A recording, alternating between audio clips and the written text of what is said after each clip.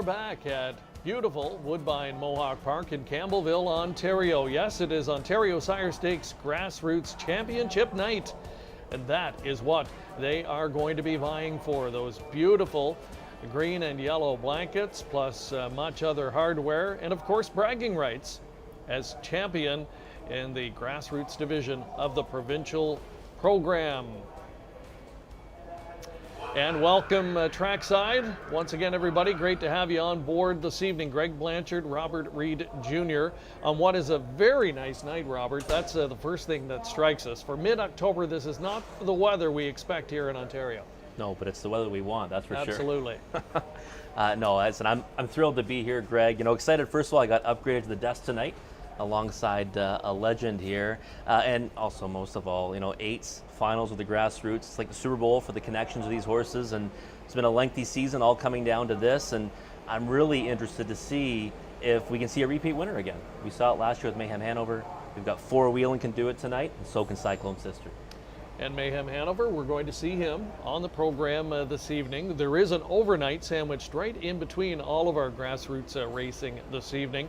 So yeah, Mayhem Hanover did it last year, and we've got a couple that have a chance to do it tonight, and that is the subject of our poll question right off the top. And we want you to have your say and let us know, can Cyclone Sister or 4 Wheeling come back and win another Grassroots title this year and join some of that exclusive company of horses who have been able to win it 2 consecutive years as both a 2 and a 3-year-old.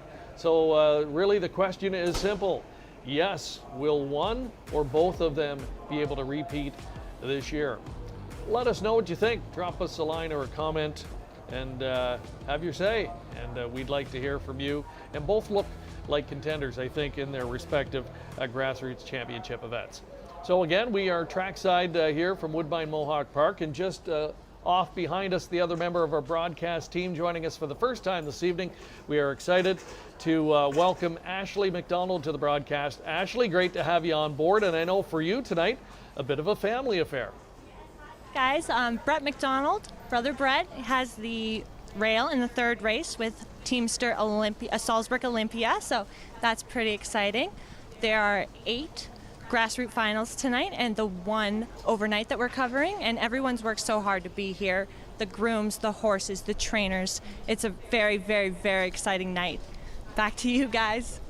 All right, thank you, Ashley. Yeah, we're looking forward to hearing from her throughout the night. She's caught up with several of the connections so far, and she knows very well the work that goes into these horses. As mentioned, comes from a horse racing family. Brett, of course, one of the accomplished young drivers here in the province. Father Ron, a long-established trainer here in the province as well. So yeah, we welcome her to the show tonight, and we'll catch up with Ashley throughout the evening.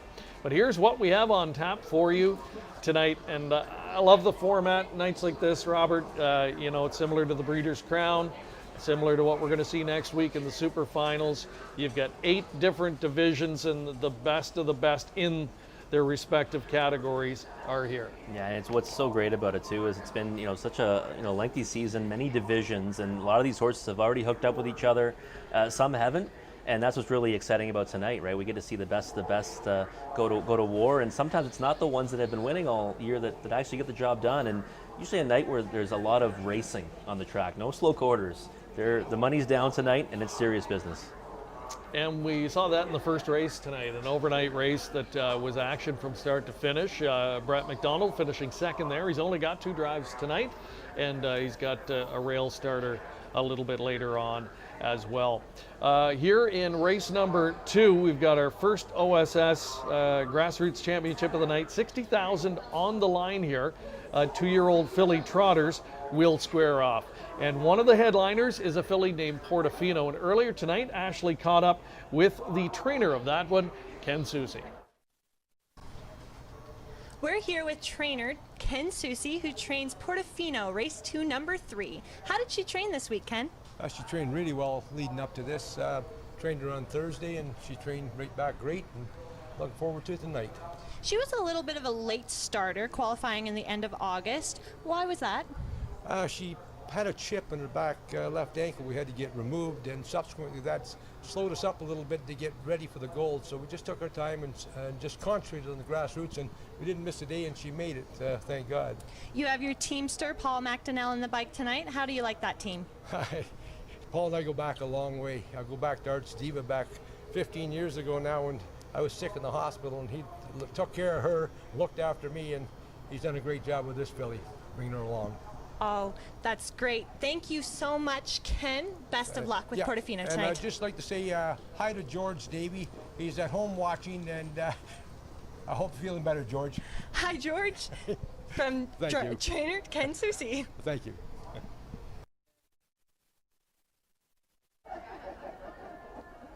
All right, thank you to Ashley and Ken Soucy, veteran conditioner, no stranger to having good horses on the circuit. We don't see him with high numbers here year after year, but he's the type of guy that when he's here with a youngster, they're always competitive. So we'll wish him good luck here with Portofino. We'll talk a little bit more about this race in a moment, but again, we want to welcome everybody tuning in tonight across our different platforms. Wonderful to have you with us on a beautiful fall evening here.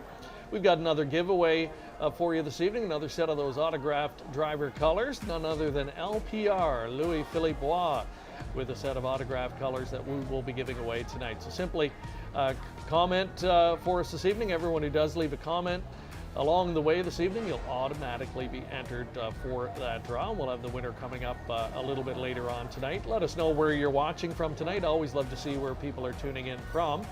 If you got a question you want to pass along, or just a comment, maybe a pick for us somewhere along the way, be sure to do so. Every time you do, a chance to potentially win that wonderful prize. Thanks to Louis-Philippe Bois for that. And we had a social media contest this past week. Everyone who liked and shared our event posting with a chance to win an awesome OSS swag bag.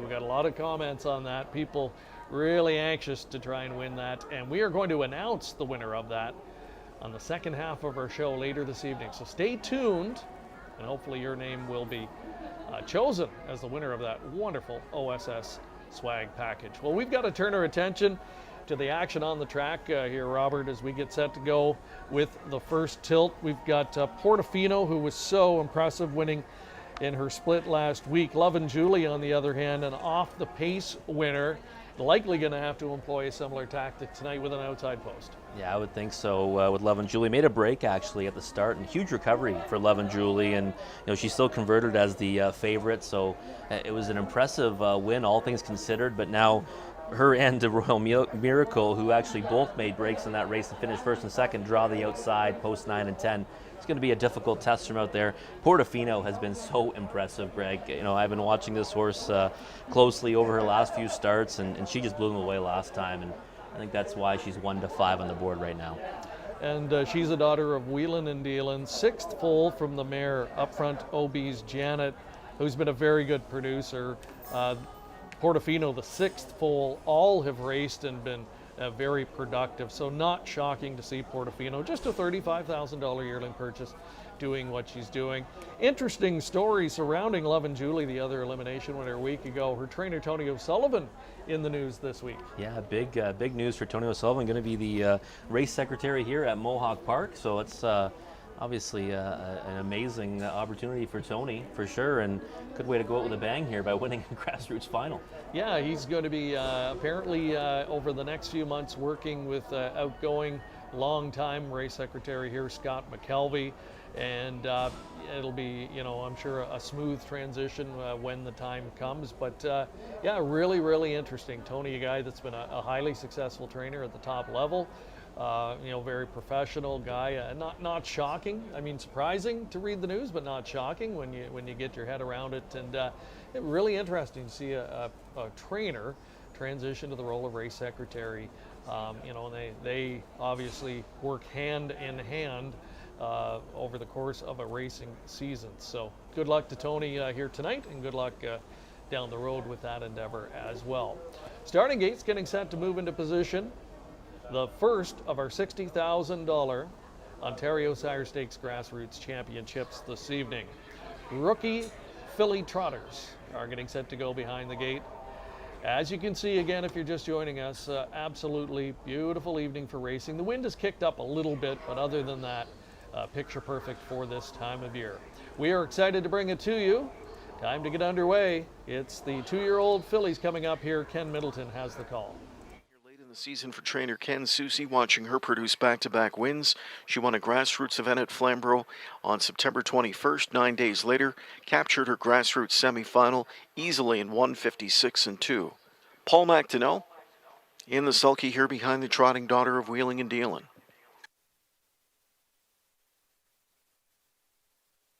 The gate swings into the stretch for the Ontario Sire Stakes Grassroots final. They're off and trotting, leaving out in the center, Classic Magic with speed. 2 doors down to her right. There trots out Clockwork Orange now. Way out wide is 11 Julie with a clean beginning, and Portofino at the inside will size them up early from in 4th. Allison and Hanover 5th. 6 parked is Moneyworth. From the rail, Global News emerged into 7th. Off stride, 11 Julie in the turn. 11 Julie blew up going into the turn for Wah. They're on their way to the quarter marker, and it's Clockwork Orange up front. Classic Magic pocket drops.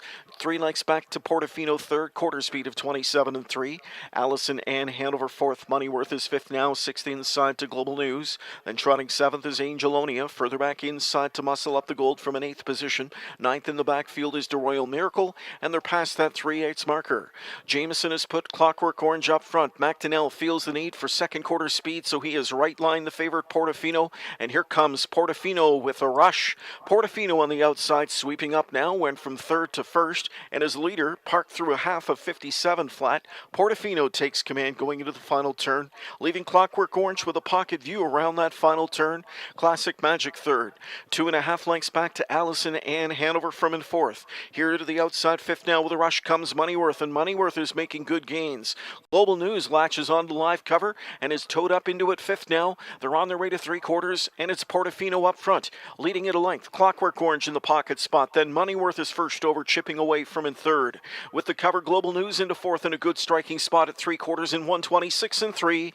Into the stretch, Portofino leads the way. Portofino's got her hands full tonight. Here on the outside comes Moneyworth. Scooting up the rail late is Clockwork Orange. Portofino put to deep stretch pressure as Moneyworth is sizing her up on the outside. Moneyworth is coming on, and it's Moneyworth on the outside, reaching up in the closing strides to pull off the 8-1 upset to win the Grassroots Championship over Portofino. A good late rush for Angelonia getting her 3rd. Up for 4th from a tough spot was De Royal Miracle in 1:56.1. Moneyworth got her money's worth tonight. Scott Young handles the filly very confidently. The long first over grind from 5th position at the halfway point, and takes on the race favorite and gets the best of her in the late stages. And, you had a chance to talk to Scott earlier today. He said he was quietly confident. Yeah, I spoke to him, just a little while before the show started, Greg, and he said that he thought that Portofino would be tough, but he said he thought his filly should be right there, and she wasn't just right there. She went by in the stretch, and 1 or 2 divisions going into her elimination last time, finished 2nd in elimination to Portofino, and now gets the better of that one tonight, and did so in fine fashion. And Scott, no stranger to winning big races here with trotters at this time of year. It was around this time last year where he was making some headlines with a trotter named On a Streak around the time of that Mohawk Million. So, I think that was a big moment for him, and probably gives him a lot of confidence now in races like this. Oh, it definitely does. And he's got some more drives on the card, and he said that he might need a little bit of luck the rest of the way through, but he certainly should be confident now going into those outings. All right, another good look at the finish there. Moneyworth getting up in the final strides to take our first Grassroots Championship of the night. We'll take a quick break and come back with a bit of the Winner Circle presentation and prices when we return.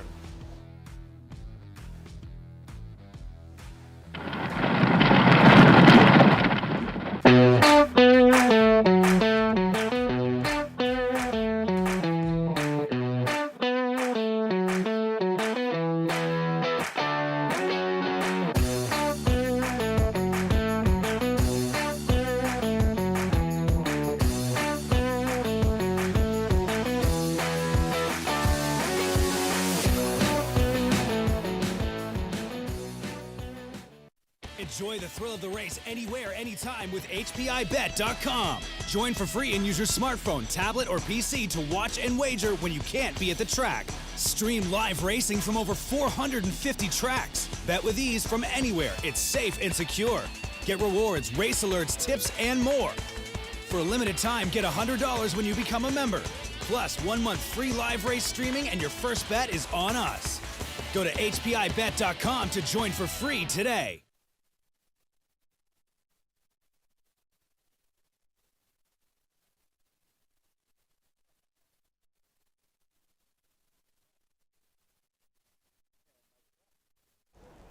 And welcome back. One Grassroots Championship in the books, and it's Moneyworth, the daughter of Encore, turning in a big effort to emerge victorious for trainer Paul Reed, driver Scott Young. And Encore, as I mentioned, in the first foal from a Cantab Hall mare named Cantab My Money, who was a good one. This one had 2 wins coming in. She's now 3 for 10 on the season and had nothing handed to her tonight. No, definitely not. Went a nice trip, really. First over at Portofino and grinded that one down. And you know, I thought that she had a big chance to be second. Moneyworth, I didn't see her coming out on top and beating that filly.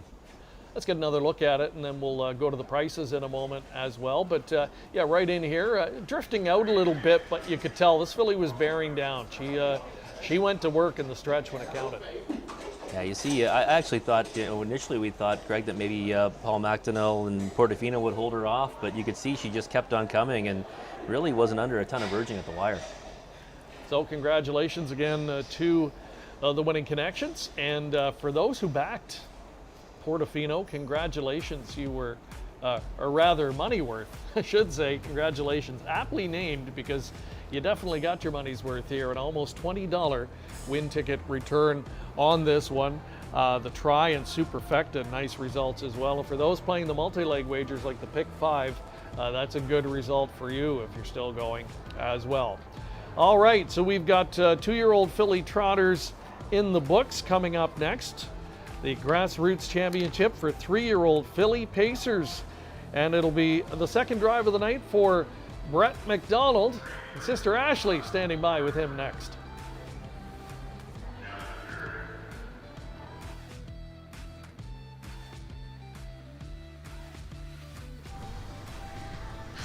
Hi guys, we're here with brother Brett McDonald. He has a drive in the next race, Salzburg Olympia. You're no stranger to Olympia. How is she tonight? She should be good tonight. It's a little bit cooler. She suffered from a lot of allergy issues all summer, and the weather's changed, and Brian's got her as good as she could be. And you coming off the win last week? That was great. Yeah, she raced really good last week. I got a good trip, and it worked out really well. Well, best of luck, brother Brett. Back to the boys. Thank you. Thank you very much, guys. And they seem like they get along all right for a brother and sister. That's not always the case, No, is they it? get along a lot better than I do with my sister, that's for sure. And yeah, again, a real family involvement there, and the McDonald clan, natives of Prince Edward Island, and very well known in that part of the world, and have been able to carve out very productive careers here in Ontario. And hey, a filly that I think's got a big shot in there. What do you think? Well, we were there at Clinton Raceway for the final of the Kin Pace when she went a big mile. Perfect drive, actually, from Brett on that occasion.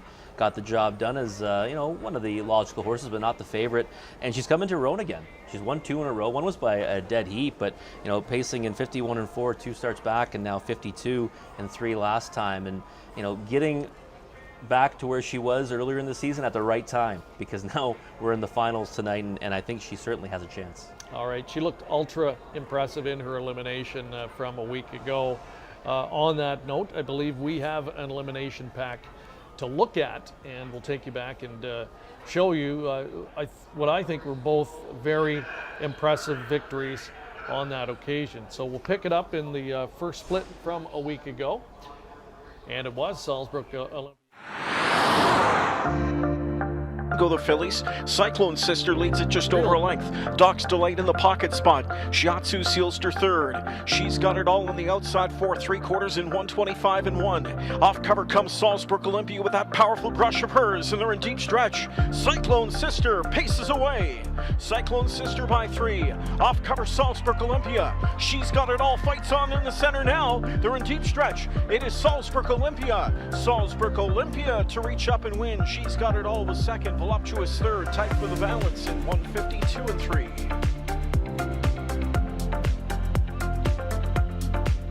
In 1:25, and they're off the turn and into the stretch. The one to track down now, it's Andrade on top. Andrade clears to the front. Game of Shadows powers up off her cover now, and Game of Shadows takes charge. Village Jade with late speed. Way out wide comes Sweet Pink now. They're in deep stretch. Game of Shadows and Wah clear of the field by 4 lengths in deep stretch, and it's all Game of Shadows. Game of Shadows paces away. It's Game of Shadows in front in 1:52 and 2 to win.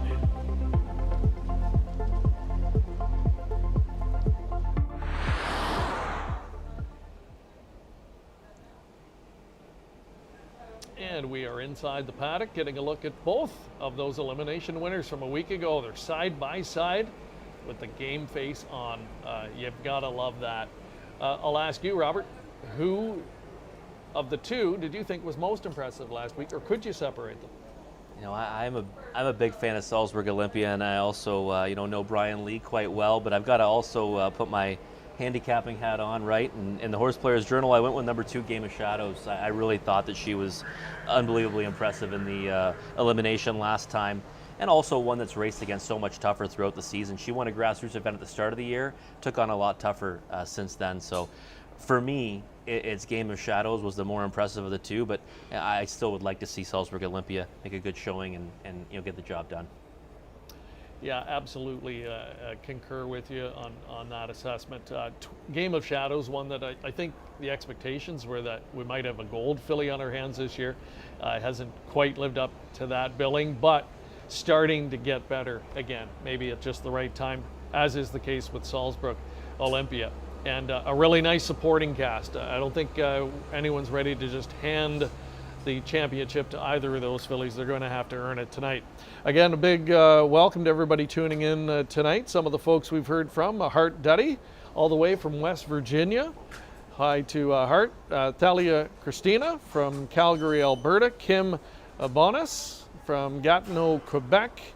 We've got Lydia Chipper from Burlington, not far away from here. Sean Hunt tuning in as well, and of course our good friend J.D. Varnell. He's got a question for us, Robert. They had a memorial today for the one and only, the guru, Ron Gerfine, at the Red Mile in Lexington, and I'm wondering if we have any particular memories of him. For me, I think it would be an easy one. My first ever Hambletonian experience, I got to be there and got to be in the winner's circle with the Offenberg family, who were co-owners of the great Continental Victory, trained by Ron Gerfine. To this day, still one of the biggest thrills for me in the sport to be there in person, and one of the greatest trotting fillies I've ever seen. So that's the one for me. I never got to meet Ron, unfortunately, but that was one of my favorite horses growing up. So I'll go with that one too, Greg. Yeah, he was a character. No one like him, an original, and one of a kind. So nice that they were able to honor him today with that memorial. And thank you to J.D. Varnell and everybody tuning in once again tonight. Time to meet the field. Just had a look at the first two on Post Parade. Up next will be Village Jade. This one a Bettor's Delight filly, sibling to 4 $200,000 plus winners, including the $500,000 winner, Dull Roar. We've got Voluptuous number 4, trained by Tony Lanya, driven by Doug McNair. 6 of 12 on the season, and raced from off the pace last time. I think we'll see a different strategy this time around. She's got it all, number 5, very productive campaign. Often a bridesmaid, 6 runner-up finishes from 12 starts, but does have 2 wins and 2 third-place finishes. you know she'll be in the hunt. Number 6 alumni seal surfer Ashley Hensley and Ed Hensley, one that recently switched hands from Doc Moore and won for 11 this season, but nearly 140,000 made as a 2-year-old. Beach Moment 7, daughter of Control the Moment. Jody Jameson drives for Blake McIntosh. This one a sibling to the fast 147-4 winner, Geez Joe. Number 8 Cyclone sister looking to repeat as a winner as a 3-year-old. She won the championship at 2, trained by the red-hot Nick Gallucci and driven by James McDonald.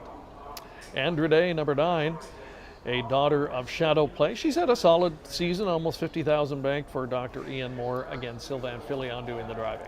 And number 10 Carson Scuda, an outsider in the race, 37-1 for trainer Lewis Craig and Paul McDonnell. And that is your field for race number 3. Let's give you a look now as we get ready for post time here at the seasonal leaders in the division. And interesting, Rob, we talked about it earlier today, how the point standings overall for the course of the season don't necessarily dictate what you're going to see in the final. And very interesting here that the 2 elimination winners, neither of those in the top 5 in the point standings. Yeah, it's a long season, right, in the grassroots, and there's a lot of battles that go on, and horses sometimes, get hot at the right time, and sometimes it's the fresher ones that actually come out on top at the end. So no surprise there. Game of Shadows, only 2 starts, in divisions of the grassroots. 1 win earlier in the season and a 4th place finish before that elimination victory. So no surprise she's not on the leaderboard, but Sweet Pink, actually the one that leads the way, didn't even make the final. Yeah, Sweet Pink in the eliminations a week ago, finishing 10th. She was 3-1, did get some support in there, and really one of the few blemishes this year for the Gallucci stable. What a year it's been for them and the Miller Farms and driver James McDonald. So they don't have her here, but they do have Cyclone Sister. Maybe a quick assessment of her effort last week. It looked like she was at one point in the stretch home free, and then got collared late. Yeah, I thought she was actually a winner. She opened up and kind of paced away from her rivals before getting leg weary late, and that's kind of been something we've not really seen from her in the past. Usually when she gets the lead, she closes out her miles, and wasn't the case last time. But I think the 4th place finish was still a decent one, and a little bit surprised that she's sitting at 9-1 on the board when she's got the hot combination of Nick Gallucci and James McDonald. Got one just coming in here off of the racetrack, and it is the number 5. She's got it all. We get a look. Looks like she's heading right back in, likely an equipment adjustment of some sort. Can't really tell what it is at this point in time. So we'll be under a slight delay with the start here as she's back in. That daughter of Better's Delight, she's certainly capable, I think, of winning the right kind of trip. You get the value. And is tonight, in your experience, the type of night where you talked about racing and mixing it up, where a horse like that really could benefit? Yeah, I think so. She's got it all. Interesting one, because I think she's trending in the right direction. 6 runner-up finishes on the season. She's hit the board in 10 of 12, so she's one that's always right there. And I think that tonight, to me she's a peripheral horse, though. I actually didn't put her in my top 4 in the Horse Players Journal, but do I think she has a chance in here? I think you'd be crazy to say she doesn't. 8-1 right now, and one for me that might be one that lands somewhere underneath. And we'll mention the caretakers as well. Earlier, Ashley talked about the work that goes in and the importance of them. And I think it really comes under a spotlight at this point in the season. It's been a long grind, especially for 2-year-olds that aren't used to the rigors of a full season of racing yet. They get to this point, and real testament to the work behind the scenes with the caretakers and trainers to keep them good as long as you can. Yeah, I think a lot of people don't realize the work that goes into it, and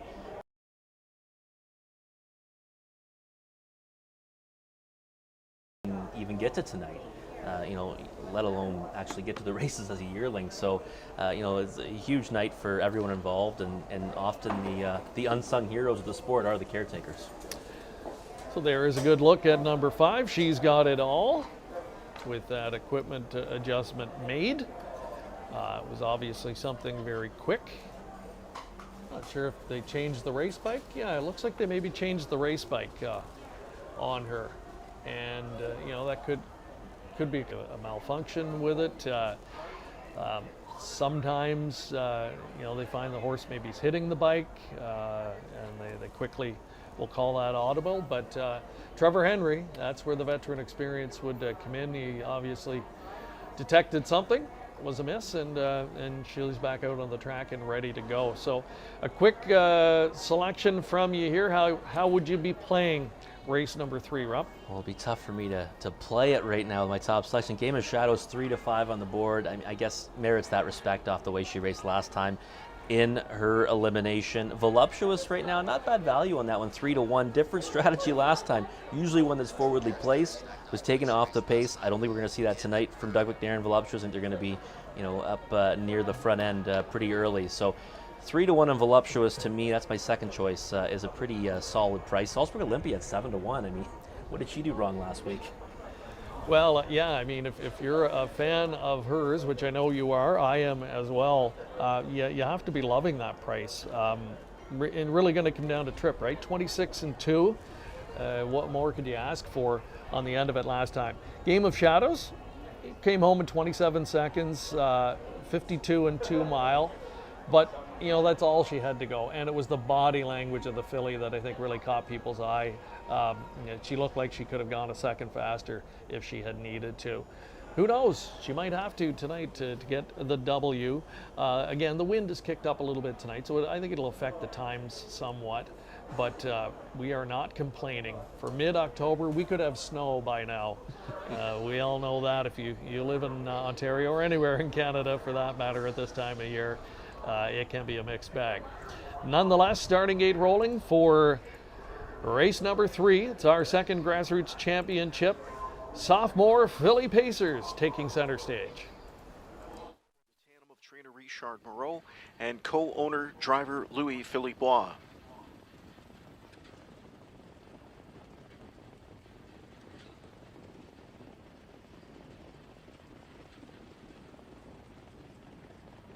Starting gate swings into the stretch for race number 3. Here they come. And they're off. Good beginning outside. Cyclone Sister punching out with good speed. Alumni Sealster, clad in the pink, is out fast too. Their third outside is She's Got It All from the rail. Salzburg Olympia into 4th. 5th Overland is Voluptuous pressing on. Game of Shadows just off the speed, back in 6th. Village Jade behind her 7th. Andra Day takes a tuck, 8th inside. Further back at the rail we go to find Beach Moment and early trailer Carson's Gouda. Quarter pole reached. Cyclone Sister got them there in 27 2/5. Alumni Sealster, Pocket Shadow is the leader. She's Got It All 3rd, Voluptuous 4th, 5th inside to Salzburg Olympia and Game of Shadows 6th. 7th continues Village Jade, then Andra Day, Beach Moment, and trailer is Carson's Gouda, 3/8 in the books. Pacing fillies head to the half. Cyclone Sister leading the field for McDonald on a lead of a length and a half. It's Alumni Sealster, Pocket sitting. She's Got It All 3rd, Voluptuous edging out of 4th now, first over. Chasing just a 57-1 first half speed. McDonald stealing away here. Cyclone Sister leads it. She got a cheap 57 1/2, and she'll be tough to beat under these circumstances. Second at the inside is Alumni Sealster, Voluptuous grinding first over 3rd now. She's Got It All at the rail 4th, cover 5th for Salzburg Olympia. Now 6th inside, it's Andra Day. Game of Shadows 7th on the rim. Beach Moment shoots through. Village Jade is in heavy traffic, and the trailer Carson's Gouda, 3/4 of a mile, 125 4/5. Cyclone Sister leads the field into the stretch now, and the sprint button is pushed, and she accelerates away to a 3-length lead like a filly who got a half in 57 1 should. And it's all Cyclone Sister in deep stretch. Drawing clear by 4 lengths. She stepped away from Alumni Sealster. Here She's Got It All. Salzburg Olympia on the far outside. Cyclone Sister's almost there. It's Cyclone Sister. And a front-stepping masterpiece mapped out by McDonald there. He stole this Grassroots final in 152 3.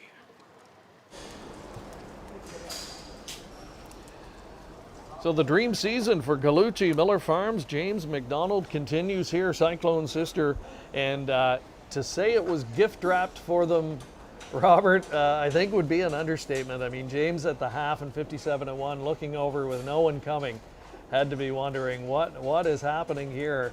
And, you know, a filly of that quality was going to be awfully tough to beat from that point. It looked like a race where we might see some action early, and it just didn't happen. We saw a lot of the you know, other contenders kind of tucked down to the cones, and yeah, Cyclone Sister, when she gets to the half in 57-1, it's race over. I mean, she's been leg weary late, but getting to the half in 56 and change, you know, or even faster. So yeah, when we saw that flash up, we said, oh, here's our repeat winner. So the poll question, no suspense. We're already there with a yes. Exactly, and yeah, just one of those seasons, right, where everything is going right for James. He's even talked about it. He said, I keep waiting for, you know, things to kind of go sideways, but it's just not happening. And I'm sure he didn't anticipate it coming that easily here. And I really think it might have been a case of the other contenders, 3 or 4 of them, got kind of preoccupied with each other in that opening quarter and kind of forgot about, you know, the good fillies that had gotten to an easy lead. Yeah, there was some race strategy in there that I think was being you know, conducted by the other contenders, and they all forgot about Cyclone Sister on the front end. And there it is. So we'll meet the winner and give you those pari-mutuel details when we return on COSA-TV. Harness Racing Update is the sport's most comprehensive and timely news source. HRU covers the sport from all angles with news, features, photography, opinion, and analysis of racing. Also, HRU covers breeding and sales, as well as industry stories you need to know. It's all delivered by a deep, diverse, and talented team of writers and photographers. And the best news is that it's free to subscribe. Subscribe to HRU today for free at harnessracingupdate.com and see what everyone is talking about. I gotta hit the beat. I gotta hit the beat. I gotta hit the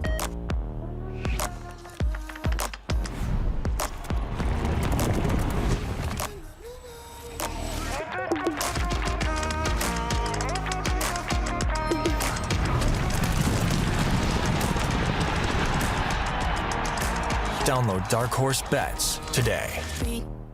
I gotta hit the beat.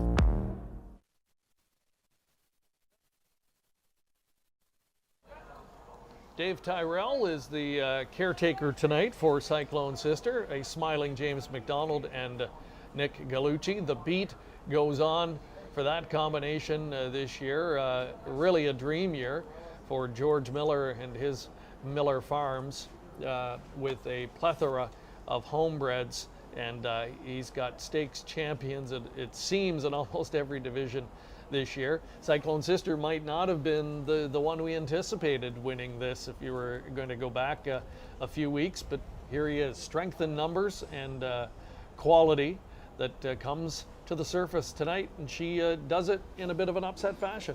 She did so last year too. Last year she was 14-1 when she won the championship as a 2-year-old, so gets overlooked again in the big spot here tonight at a nice price. And you know, same thing as last year too. Didn't, you know, have a bunch of wins in the divisions leading up to it. Just a single win this season in the Grassroots, and now takes down the championship tonight. And it's funny when you look back at pedigree on certain horses. She's a shadow play filly, second foal from the no pun intended mare Riveting. The first foal made 7 career starts, didn't hit the board in 7. And here we have a stakes winning sister, Cyclone Sister, with that victory now going over $70,000 on the season. She made $100,000 last year. Another good one for Miller Farms, and will at some point add likely to that good broodmare band that they have as well. And that really is a testament to the strength here of the Ontario Sire Stakes program. The provincial program, considered by many one of the best, if not the best, in all of North America. And we are ecstatic to be here tonight and celebrating the champions of the Ontario Sire Stakes season in the Grassroots division. Again, we want to welcome everybody tuning in tonight. Kyle Reibling tuning in, wants to give a happy anniversary shout out to Matt and Rachel Dupuis. Absolutely, and thank you to Kyle for letting us know about that, and they will have PL opportunity later tonight in our Grassroots Championships. Welcome trackside once again. We are just outside the Paddock location here. Again, the wind's picked up a little bit on the cool side, but we are not complaining. This would be a cool night in July and October. It's We'll pretty take nice. it. And hey, our Ontario Sire Stakes dragons are keeping us nice and warm, right?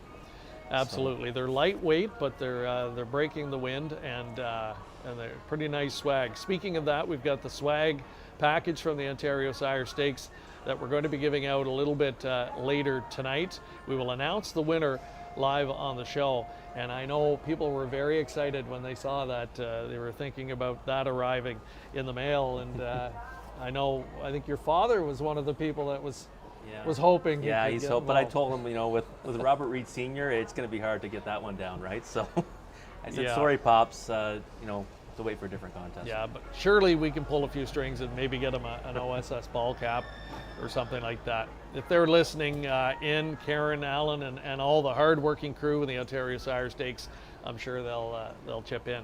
And I want to give an acknowledgement to that entire organization. They're here en masse tonight, and boy, everything looks fantastic. The blankets that they're competing for, the OSS swag that all of the caretakers throughout the paddock are wearing tonight as well. And the provincial program still going strong here in Ontario, and we're proud to be a part of it. Let's turn our attention next to race number 4, and the 4th race tonight will be that Grassroots final for the 2-year-old colt and gelding trotters. And we'll give you a look at the field in a moment, but before that, we're going to hear from one of the connections that we're going to see next. Trainer Chantal Mitchell earlier tonight caught up with Ashley. We're here with trainer Chantal Mitchell. How many do you have in tonight? We have 4 in tonight. And how did they train? They all train good. They're all coming into sharp tonight. Yeah. You have 2 unlucky post positions in the Grassroots finals tonight. Tell me a little bit about that. Well, Armstead Cole in the 2-year-old trot, he drew 10, which is disappointing after winning his semifinal. Then he draws the 10, but Randy knows him, and Randy knows how to navigate his way through those things, so hopefully he can work out some Wayful's magic for us. And the Prince, who is no stranger to drawing outside posts, as he's had a lot, he drew the 9 in the 3-year-old trot final. So Paul is pretty good at putting him in a position, so we'll see if he can work it out tonight. Well, best of luck. Thank you very much. This is trainer Chantal Mitchell. Thank you. All right, Chantal, despite some tough post positions tonight, she's smiling and I think optimistic, and understandably so. She'll send out Armstead Cole, who was an elimination winner last week from post 10 in tonight's Grassroots Championship. We'll give you a look at the field. In the group will be the point leader in the division this season, Archery Sealster, who won with authority in his elimination from a week ago as well. There's a look at how they're going to line up on the gate. Let's take a look now at the Ontario Sire Stakes leaderboard for this particular Grassroots division. As mentioned, Archery Sealster came out on top, just narrowly though, over HP Maestro. He gets to start just inside of Armstead Cole. He's been a solid campaigner this year for Ben Bayer. Jean-Ben was chatting with us off camera a little while ago, and this is one that he thinks is coming around here as the season wears on. Yeah, and he's one that's always in the mix. Hit the board in 7 of 9 so far this season, and just 2 victories, but he's always seems to be right there. And I like the way he raced last time, only got beat half a length, shook loose late though. So HP Maestro is one that you have to consider in here, and that solid season got him second in the points. And Ben was beating himself up a little bit, and he said that he felt, I think I did something wrong, or, he was kind of pointing inward, and whether rightly or wrongly, but he felt that this colt didn't reach his full potential this season. But again, very happy to see that he thinks he's got him heading back in the right direction, because earlier in the year he was racing at the gold level and very competitive. He thought he had a legitimate gold colt on his hands, but here he is tonight. The type that could be sneaky good though, with 60,000 on the line here, because understandably our focus tends to get drawn to the elimination winners, right? And we're quick to dismiss what happened maybe 2, 3, 4 weeks ago, And, you know, we're kind of going with the now horse. So if you were to look outside the elimination winners, who's one to keep an eye on in this spot? Well, for me, it would be either Lexus Ranger, the 4, or it would be the 9 HP Maestro. And I do like both elimination winners. My top selection actually is Armstead Cole from the 10 hole. But I do think both those ones are ones that have a big chance tonight. And the interesting thing about HP Maestro, with what you know, Ben told us, is HP Mama B was a champion in the Grassroots at 2, and now has progressed to be a pretty good gold horse, actually the most dominant one in the division. So, you know, maybe, you know, if he thinks this one has that kind of ability, we might see a big effort tonight, and then one that might graduate to the golds next year. Yeah, for sure. So, you know, what they do tonight could really be a stepping stone for many of these, because at this point in the season, and when you get to this particular level, the line between a top grassrooter and a gold competitor is a fine line, to say the least. A lot of talent on display here tonight, and excited to be bringing it to you. Want to welcome everybody. If you are joining us tonight, you're watching COSA-TV coverage of the Grassroots Championships from Woodbine Mohawk Park. I believe we're going to take you back inside the paddock here in a moment and get a look at the field here as we get set to go. Why don't we take a quick commercial break, guys? We'll take a short break, and when we come back, we will meet the field for the upcoming 4th race, our 3rd championship event of the night.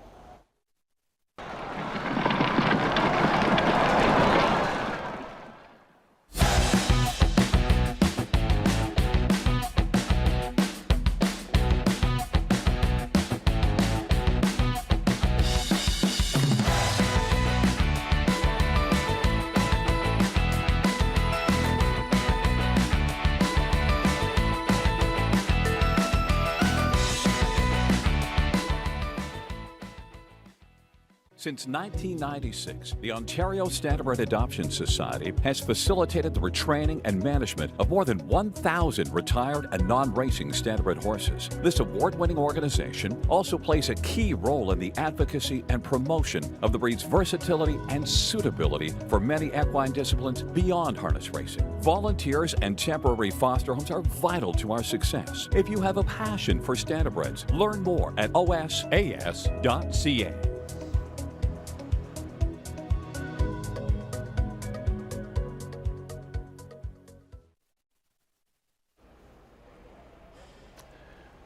We are live in a paddock location at Woodbine Mohawk Park.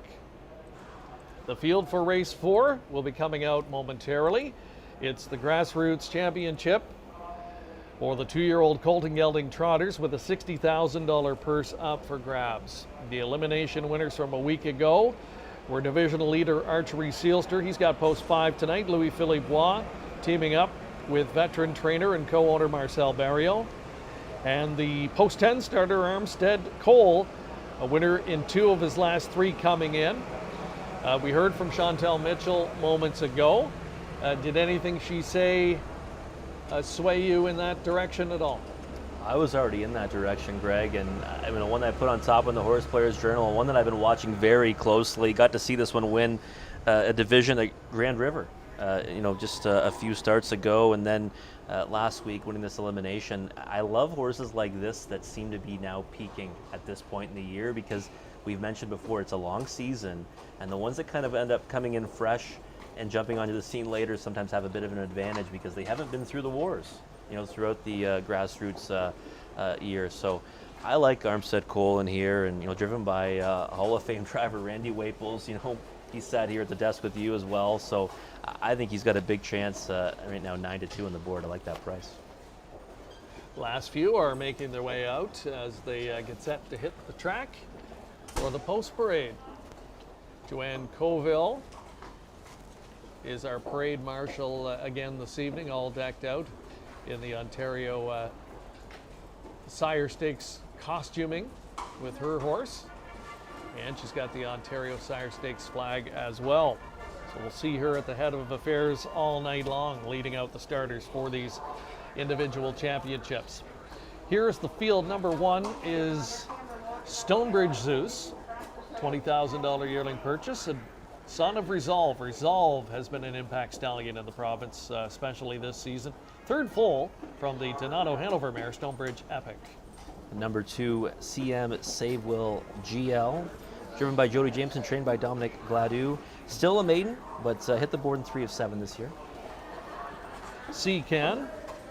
It's from the Mark Etzel stable. Mark does the training and owns. Bob McClure doing the driving. 2-time winner, 7 on the board finishes this year in 10. A full sibling to the $326,000 winner, cruising in style. Before Lexus Ranger, driven and trained by Paul McDonnell. 2 wins out of 7 starts this year, 5 on the board finishes. There's a look at Archery Sealster, fastest elimination winner a week ago. 3 trips to the winner's circle this season. This guy's a sibling to the $330,000 winner, Absolute Sealster. Number 6, Marvin Hagler, driven by James McDonald, trained by Mark McQuarrie. 4 out of 7 on the board and 1 victory. Well, if there's strength in numbers, trainer Ben Bayerjan has it in here. 1 of 3 starters for him is 7 Renegade Gypsy. Will be handled by brother Mario. He's a 2-time winner in 7 this year. Number 8 is Royal Champagne, trained by Ben Bayerjan, driven by Trevor Henry. 1 win out of 9, but 3 on the board finishes. The 3rd from the Bayerjan stable in here, HP Maestro. Another 2-time winner on the season, Sylvain Filion drives. Number 10, Armstead Cole for Randy Waples and Chantal Mitchell. 4 out of 7 on the board, 2 wins, and 2 of those victories came in his last 3 starts. Elimination winner last week. Very good looking field of 10 getting set to line up. And the talk of the tote board right now is Archery Sealster. He's 3-2. Fair price, I think, for consideration of the fact that he's the divisional leader this year. He was such an authoritative winner in his elimination, and he's got really one of the better starting spots in here. Middle of the gate, I think, is preferred with trotters, especially young trotters on this track. So 8-5, 3-2, I think most people would take that. Yeah, I'm actually a little bit surprised he's not taking more support. He won by more than 5 lengths last time and was under wraps, but maybe it might be, Greg, people are watching the way these races are playing out right now, and it's not necessarily the logical ones that are getting it done, right? We haven't seen a favorite win one of the finals yet out of 2, so maybe people are getting a little bit gun shy on the ones that are coming into this with all the acclaim. Getting a look there at the number 4 Lexus Ranger, the profile of one that could be heard from in here as well. Paul McDonnell, one of the more accomplished drivers in Ontario history, especially in the last 20 years or so, and you look at his resume, Breeders' Crown victories, Pepsi NA Cups, and the like, and now starting to see more of him on the training side. And so far, so good. Yeah, and he's had a heck of a season really all around, right?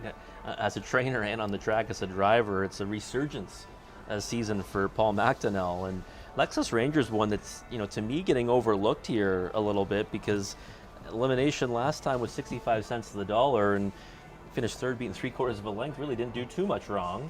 But now tonight, everyone, jumping off in favor of some others, and 5-1 on the board on Lexus Ranger. One that, if you told me that, he would have been that price 3 weeks ago in this final, I would have said you're crazy. That's how quickly things can change, and especially at this time of year in races like this, to say the least. Louis Philippois, he would have been disappointed back in race number 3 with the filly Game of Shadows that he co-owns. She looked so good winning the elimination. And tonight, the trip didn't work out perfectly, but she didn't fire on top of that. So, back to the drawing board with her, but nonetheless, a solid season for her. But he'll have to put that behind him quickly and get his attention back on. Still lots of work to do tonight, and he's got a big opportunity here with Archery Sealster. Teams up with Marcel Barrio, and I know Marcel well. Growing up in Atlantic Canada, he was one of the premier horsemen in that part of the world for decades. Eventually made a move to the Hippodrome Blue Bonnets and was a mainstay there for a number of years, and then in the more recent times has relocated to Ontario. Another guy that you don't see with high numbers of starters, but a lot of quality in the barn, and really a master horseman. So good with the young trotters, and Archery Sealster is one that he's got doing all the right things coming in here. $60,000 on the line in this spot. We know who you like. You've talked about 2 or 3 that you're really focused on. Now, how do you play the race to make some money? Well, for me, it'd be putting number 10 Armstead Cole on top. 3-1, actually. He's taking more support than I expected. He won the elimination last time, but post 10 is a difficult task, so I thought we might get a better price than 3-1. For me, it really starts and ends with him. I think that he's shown me the most progression. We might even see a better effort tonight. 10-hole, slanted gate, he's got early speed, so I'm going with Armstead Cole still, and I'll put that one on top, Greg. So for those watching online tonight, hopefully playing along with your ADW provider here in Canada, of course, HPIBet.com, or through the Dark Horse app. We want to wish you good luck. The first pick four of the night starts here. And for some, it may look like a single with number 5 Archery Sealster. If you're going elsewhere, Rob likes the number 10 starter, Armstead Cole, despite the challenging starting position. And a few others worth a look here as well. I think Lexus Ranger figures. Marvin Hagler's been a pretty steady campaigner all season long. And then you've got the trio from the Ben by Arizon stable. Would be no surprise if one of his 3 were to find the winner's circle here. Good looking contest coming up at our 3rd Grassroots Championship of the night. Here's Kenny with the call. Add to it tonight.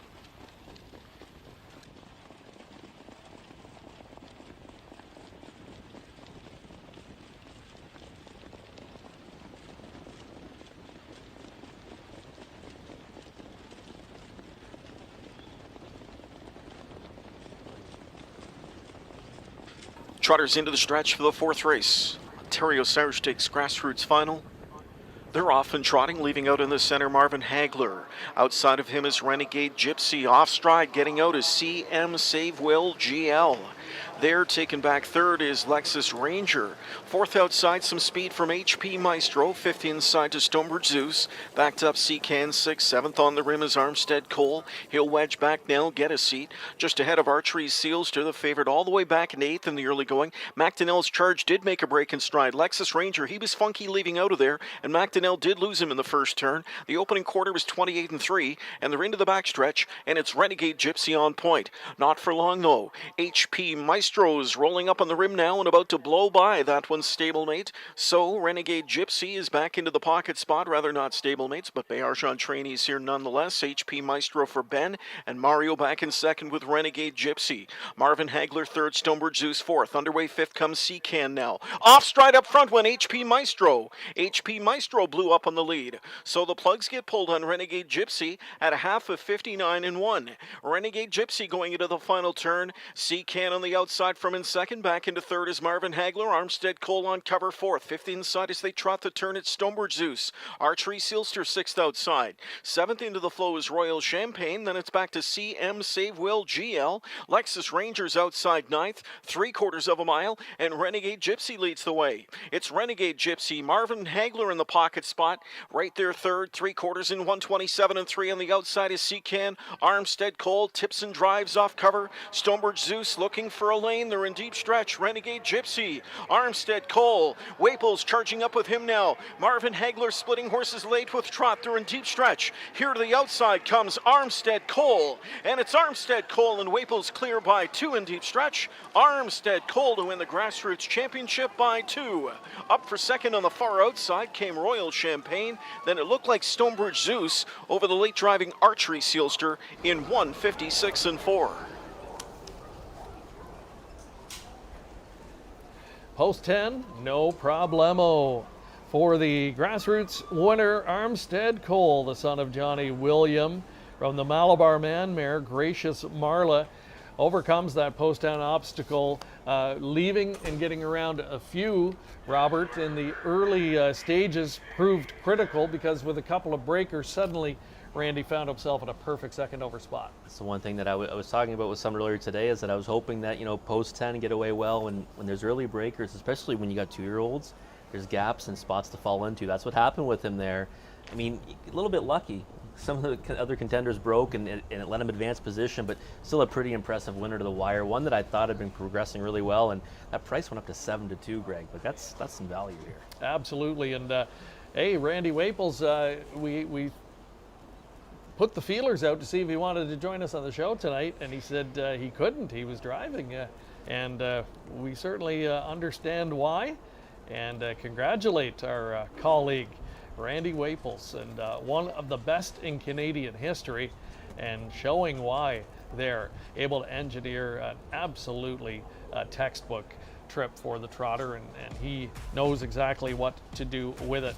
And you talked about the relative freshness factor coming in on a high note, and all of that culminates with an impressive off the pace win tonight to capture the Grassroots Championship. We'll take another break.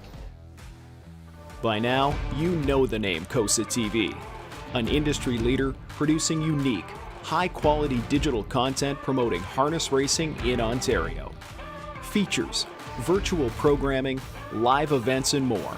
COSA-TV has it covered. Follow our social media channels and be sure to subscribe to our YouTube page to view the latest content. And if you're looking to bet your favorite Ontario track, check out hpibet.com. COSA-TV, taking Ontario racing global.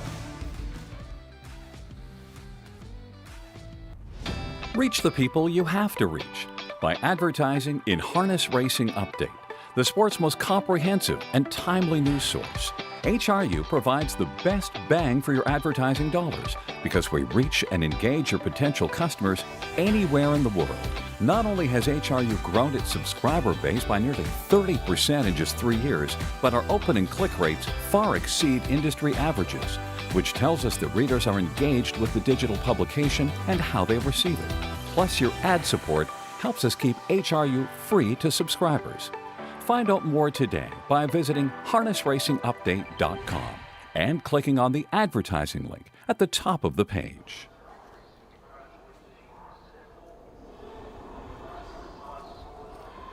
A look at Randy Waples, Chantal Mitchell caretaking tonight. She's also the trainer of Armstead Cole, who is the Grassroots champion for 2021 in the 2-year-old trotting colt division.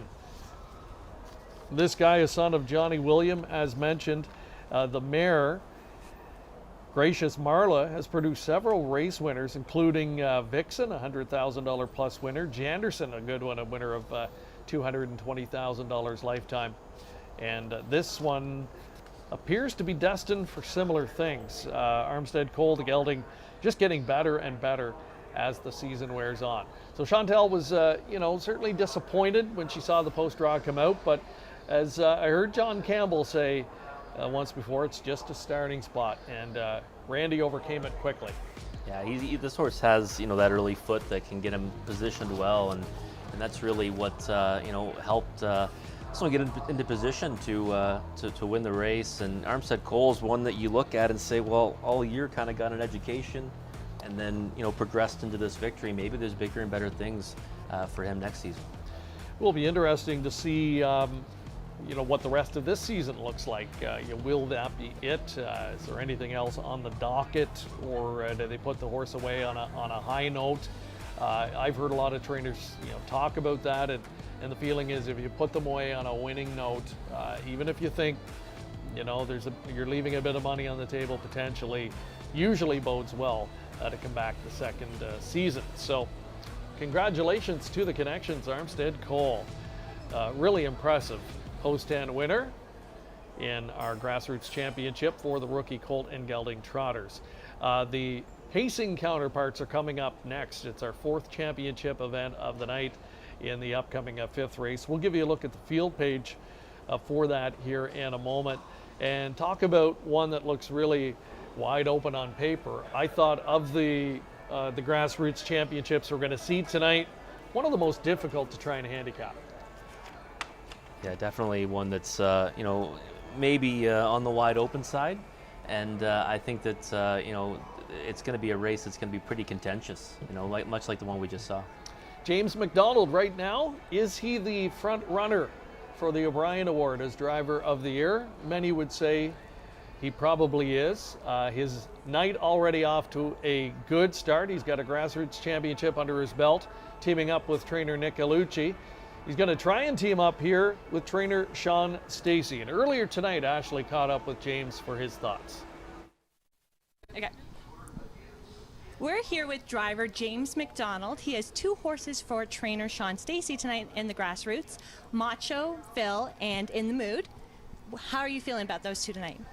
Yeah, I think they've come into the race in good form. I got a bunch tonight that kind of were sneaky good in the limbs. You know, they like certain trips I couldn't work out, but at the end of the day, you're just trying to get them in the final and then get all the big dough this week. So I think they're both coming in. If you see them in the right spot, turn them for home tonight, I think there's a good chance you could see them both in the winner's circle. Perfect. Who's your favorite long shot that you're driving this evening? I got a mixed bag of everything tonight, so it's hard to really pick one. Maybe four-wheeling. He was good a couple weeks ago. He got I guess it was 3 or 4 starts ago now. I stayed in and just kind of wiggled through, and he launched. His last 2, he hasn't been quite as good, but you know, I think if the trip works out, maybe you get lucky and end up in the winner's circle. That's what we're hoping for anyway. Well, thank you very much. And this is driver James McDonald. Look for him tonight at the Grassroots Finals.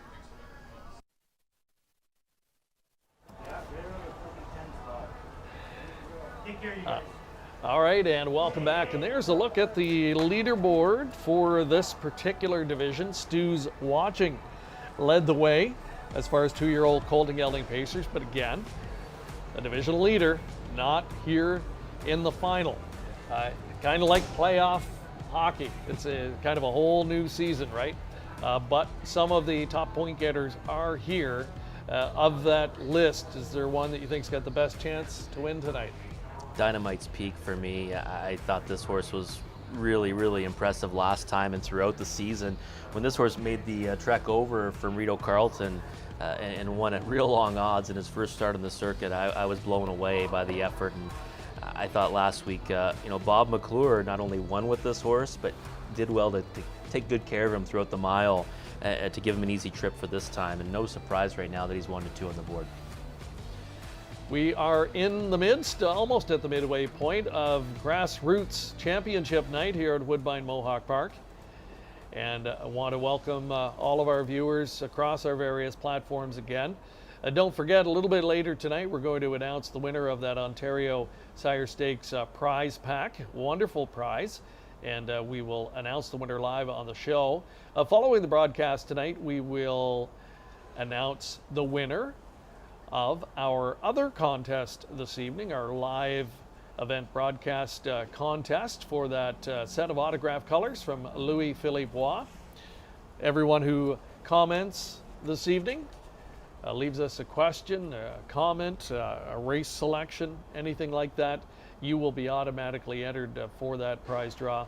And we'll post that on our social channels following the show. So let us know where you're watching from tonight. We've got viewers far and wide, as we always do. And yeah, I love seeing the geographical spread from where the viewers come from night to night. And you're watching the best of the Ontario Sire Stakes in the Grassroots division. We talk about the program a lot, Robert. Now with 3 tiers, you've got, of course, the gold level. If you want to, make the analogy to hockey, that's your NHL level. You've got your AHL, I guess, which would be the Grassroots, and then your Prospect Series. Maybe that's your junior hockey level. What about the Prospect Series? We saw those finals at Grand River a couple of weeks ago.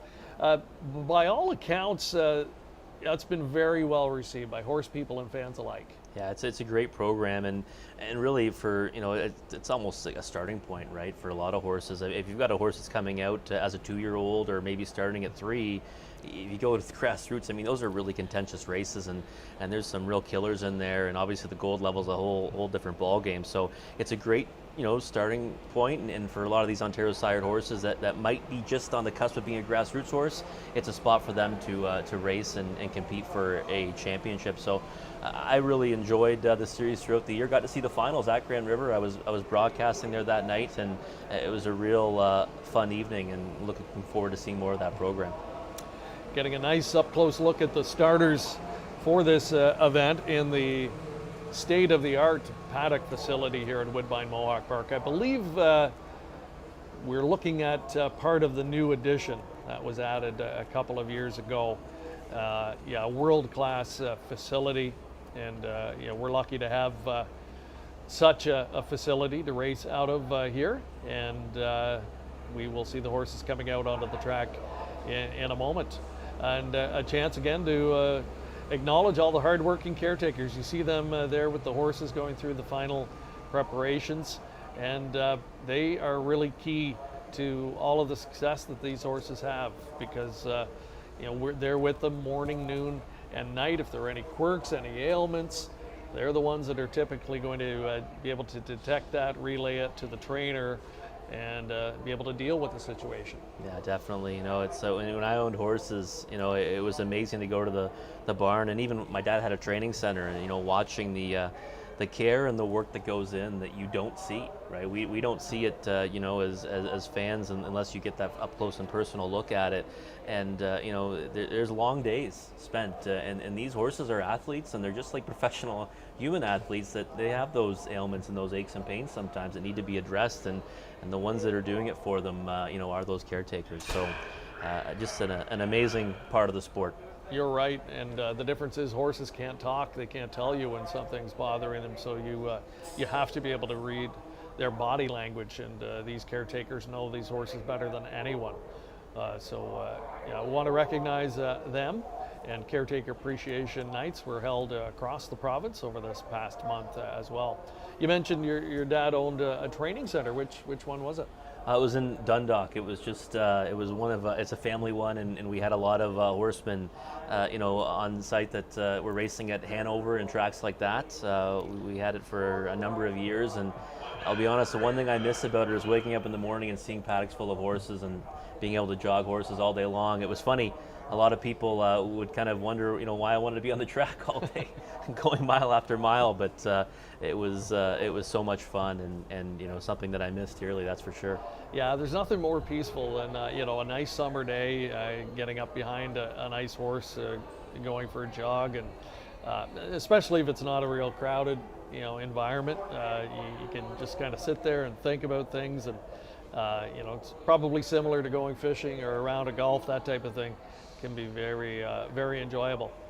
Except the day I had one run off on me. That was a little bit scary. And an old horse that could jog himself, but for whatever reason, he decided he was going to run off that day. So that made for some good stories. I think they can sense the hands, because I had it happen to me once too. And it was just me and my dad there that day, and I put on a show for my dad, because I think I broke the track record at the farm on a trotter named Laser Tag, who might actually win his best mile on that occasion. And I know eventually he got tired, but I couldn't feel my arms, so not fun. That is not a fun feeling at all, and one that we hope we won't replicate again. That's why we leave it to the pros, and we've got them coming out next for race number 5. The 4th Grassroots final this evening at Woodbine Mohawk Park. 2-year-old colt and gelding pacers, and really an accomplished group here. I'm shocked at the odds. We've seen some strange oddities tonight when you look at the board. Dynamite's Peak, not surprised at all to see him getting support or being one of the favorites, but 1 to 5 is a little bit low. Yeah, it's definitely on the low side. I mean, especially in a field like this, but I think it's just a testament to how impressive he was in the elimination, and going forward.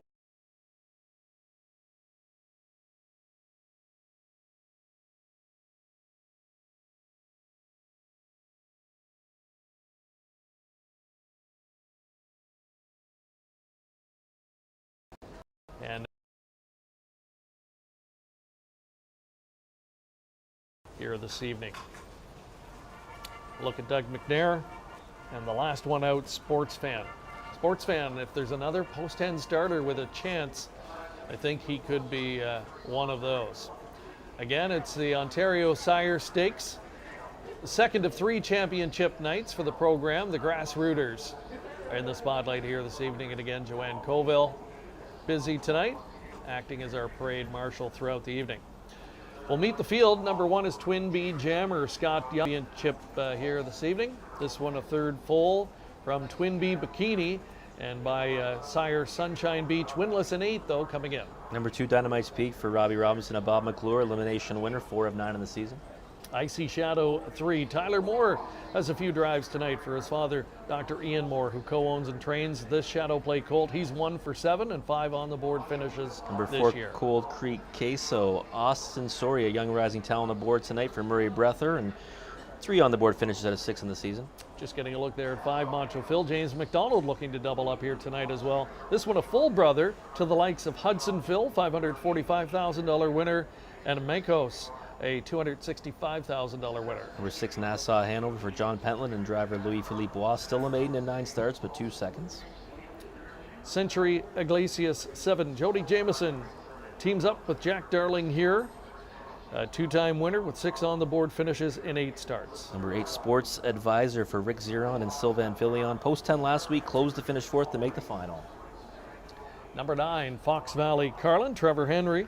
He's had some good results tonight. Paul Reed already with a winner in grassroots action. This guy 2 for 12 on the season. The number 10 Sports Fan for Blake McIntosh recently got his 1,000th training victory. And Doug McNair 4 for 8 on the season, and he's the now horse with 4 straight victories.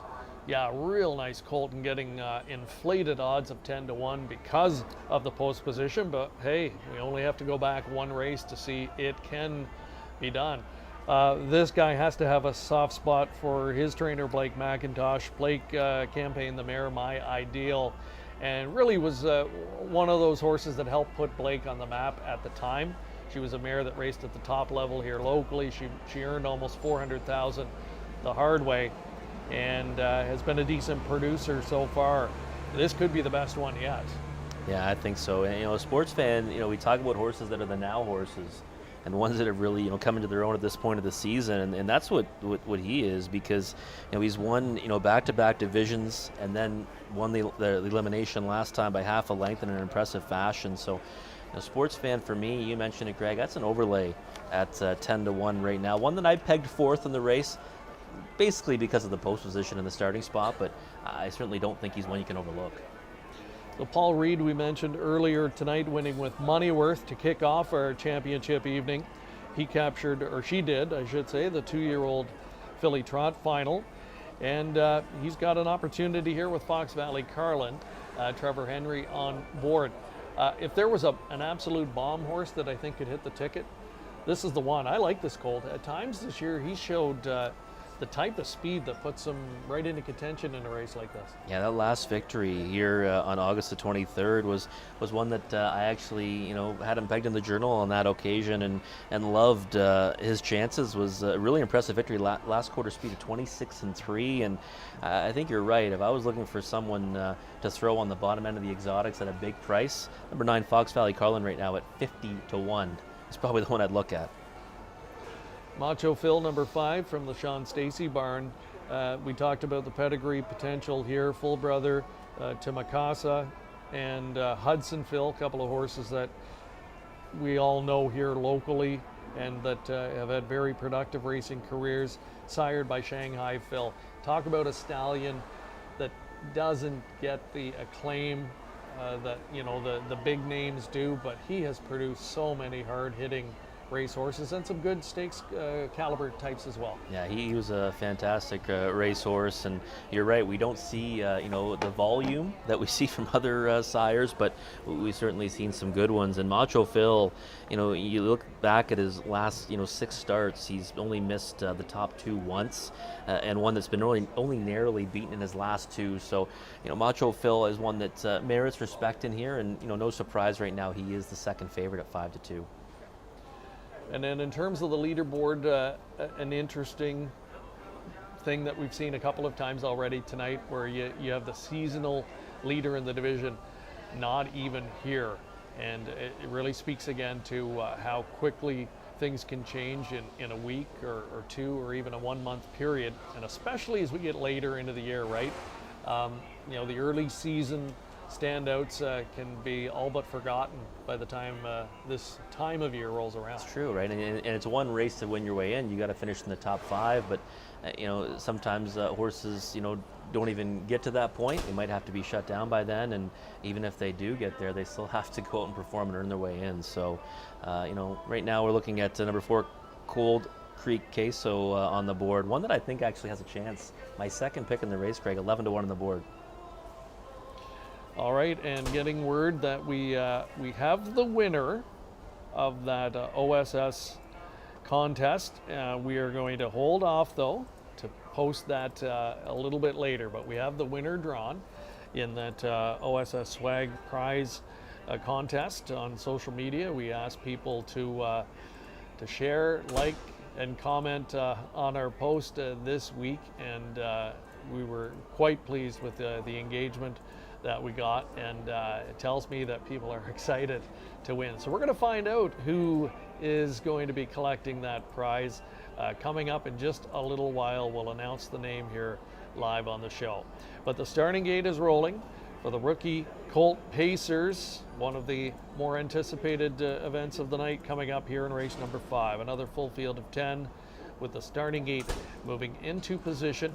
Drifting up slightly at 4 to 5, Dynamite's Peak looking to extend his current win streak to 3, including an elimination win a week ago from off the pace in 152 and 4. Sports Fan, on the other hand, from post 10, looks to continue his win streak and make it 5 straight with a championship under his belt here this evening. Going to be a good one. Ken Middleton has the call of race 5 next. Dynamite's Peak, son of Art Speak, going out for trainer Robbie Robinson.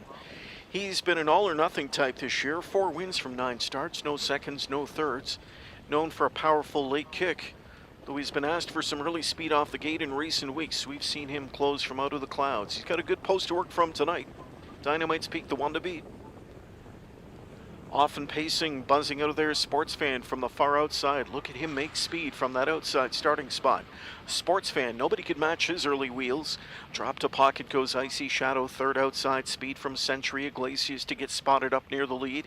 Then it's back inside to Cold Creek Queso. Dynamite's Peak outside 5th. 6th away at the rail left to Twin Bee Jammer. Sliding in behind that one to be along 7th goes Macho Phil. Further back from an 8th is Nassau Hanover. Final 2 in the field, Sports Advisor and Fox Valley Carlin. First panel 28 2/5. They're into the backstretch. Sports Fan leads. Icy Shadow 2nd. Century Iglesias from 3rd. Cold Creek Queso 4th. 5th to the rail for Dynamite's Peak, sitting 6th. That's Twin Bee Jammer. 7th popping out goes Macho Phil, waiting for cover to develop in front of him. Scooting up the rail is Nassau Hanover. Final 2 Sports Advisor and Fox Valley Carlin. Halftime coming up. With the lead, Sports Fan under attack. Cold Creek Queso rips by. Halftime 58 and 3. A second quarter in a dawdling clip of 30 and 1. Into the final turn, Cold Creek Queso to the front now. Second outside to Dynamite's Peak. Pocket sitter Sports Fan is 3rd. Covered up 4th outside Twin Bee Jammer. Inside 5th Icy Shadow. 6th on cover Macho Phil. Buried at the rail from in 7th. There's Century Iglesias who looks revved up. Outside from an 8th. Tracks Sports Advisor. And the final 2 Nassau Hanover and Fox Valley Carlin. Bunching up of the 2-year-olds at the top of the stretch in 126. Into the stretch they come. Cold Creek Queso upset-minded. Dynamite's Peak on the outside now. He'll have to find more and find it quickly. Sports Fan in behind them from 3rd. Twin Bee Jammer off cover. Macho Phil starts a late rally. They're in deep stretch. Cold Creek Queso still there, a length and a half in front, and it's Cold Creek Queso coming to the line with 11-1 upset in his OSS Grassroots final as he wins it in 153 2/5. It was Cold Creek Queso to win.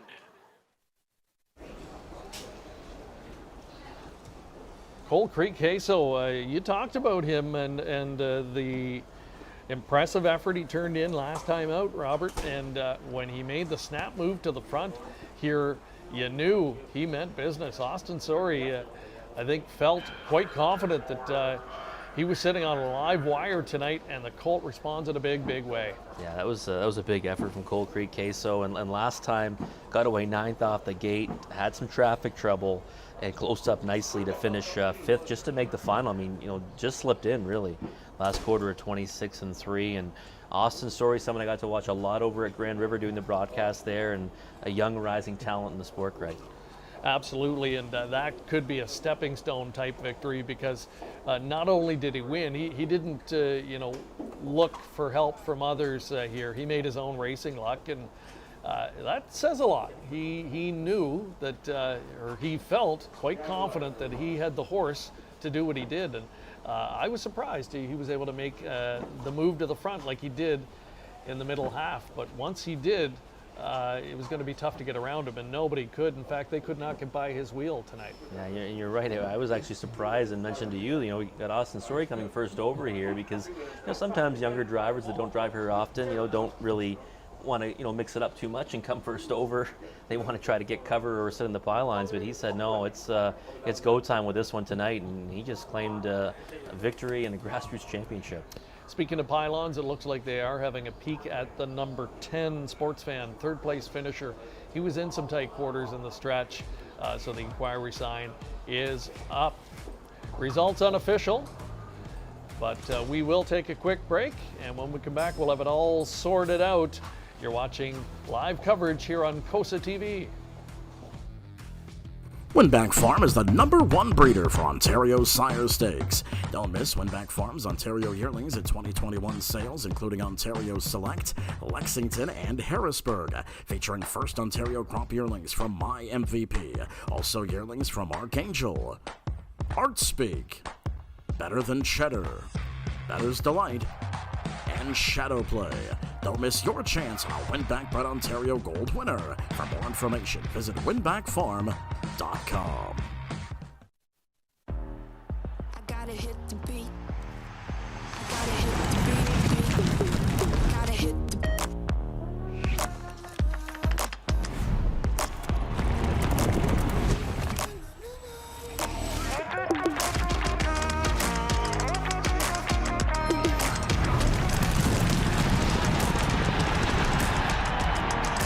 Download Dark Horse Bets today. beat. I gotta hit the beat. Austin Soucy with one of the biggest wins of his young career, clicking here in the $60,000 Grassroots final with Cold Creek Queso, a Better Than Cheddar, a son of Mach Beth's Lady, and she by Mach 3. Murray Breather, a top trainer in the province for a number of years, and known for bringing the young ones along, at a methodical rate and having them ready for races like this. Cold Creek Queso had his best, had his A game, if you will, here tonight. Vastly different trip scenario than we saw a week ago, but he showed you a lot in that race. Yeah, he did. It was an effort that was one that was noteworthy, right, and caught my eye. I put him in second in the Horse Players Journal. I'm a little bit sick about that right now because it's always nice to have an 11-to-1 shot on top. But one that, like you said, Murray Breather can have them ready for these big races, and really this one tipped his hand multiple times throughout the season. Won a Grassroots event and was second, only beaten 3/4 length to Macho Phil 2 starts ago. So it wasn't like he comes out of nowhere in here, and I think one that's had a pretty decent season and should be able to continue on from that with some more success. So congratulations to the connections. Caretaker of this one is Brady Jackson, and I'm sure Brady will be ecstatic with that result as well. Getting a look at the head-on shot and what the AGCO racing officials are having a look at. You can see Sports Fan closest down to the pylons, and in tight quarters there, searching for room. You could tell he certainly made contact with one or two pylons there. So it will be up to the discretion of the racing officials as to whether an advantage was gained. And it looks like they have made a placing. It looks like Sports Fan has been placed from 3rd to 4th. So they've moved Dynamite's Peak from that 4th position up into the number 3 slot. So the revised top 4 finish order now is going to be a 4, 5, 2, and 10 top 4 finish order. 53-2 for Cold Creek Queso. Second win of the season, new lifetime mark for the Better Than Cheddar. And a big mile tonight, Rob. It's cooled off, as we mentioned. The wind's kicked up and a little bit of dampness now in the air. So 53-2 this time of year for a 2-year-old in a Grassroots event. impressive. Oh, definitely impressive, and kind of did it with authority too, which I was kind of marveling at, because Austin certainly had a strategy tonight, and he executed it well, and the horse delivered, because we both kind of thought he might get swarmed late, but there was no competition for him. He was a pretty easy winner under the wire. Let's take a look at the pari-mutuel details for the backers of this one. $24 on the nose. Really nice result there. How about the pick 5? 20 center in the early pick 5, more than $8,000. And no real total head scratchers, Robert. I think even the long priced winners we had were logical if you look deep enough. So whoever was able to solve the pick 5 puzzle tonight, well rewarded. Yeah, it's one that I'll be talking to myself for a while on, Greg, that's for sure, because $8,000 for that one. Are you kidding me? Wow, that's a huge payout, and congratulations to those who had it, because I think that you can't say it's a logical sequence, but certainly there was no one in there that you could say didn't have a chance tonight. Absolutely. So there you go, and a few tickets out, because they'd be playing into a big pool again here this evening. Let's see what the late pick 5 has in store for us. It's going to start next in race number 6. A really interesting overnight event coming up. So why don't we take a quick commercial break? Still plenty of action to come here tonight. Live coverage of the Grassroots Championships is on deck. We've got the Final 4 plus an overnight event coming up in a moment.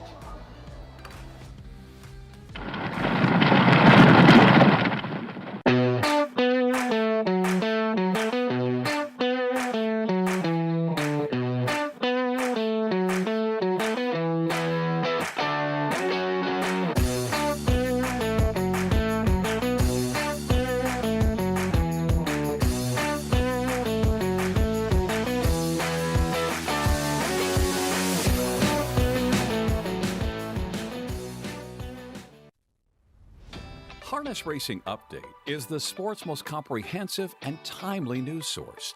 HRU covers the sport from all angles with news, features, photography, opinion, and analysis of racing. Also, HRU covers breeding and sales, as well as industry stories you need to know.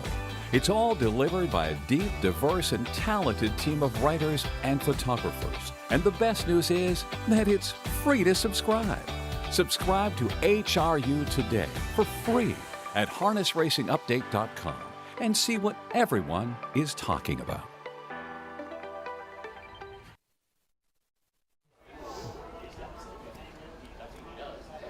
Getting a look at the field for race number 6. Going to take a break from our Grassroots Championships and feature an overnight group that has some ties, certainly.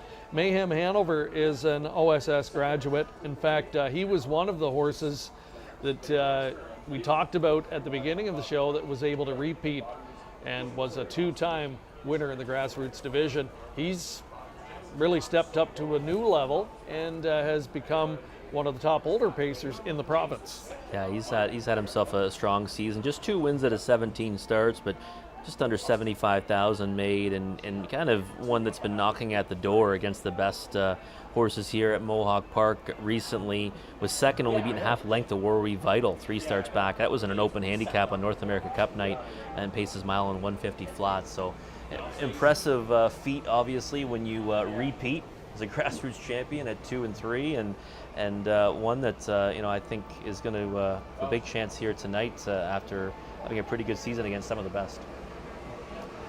All right, Desperate Man, he's the Pepsi NA Cup champion. I'm going to ask our producer, Curtis McDonald, see if he can pull a rabbit out of his hat. And he's in my ear, and he says, I know what you're going to ask. So this is the beauty of live TV. If there any way we could pull up that NA Cup replay. You've got time.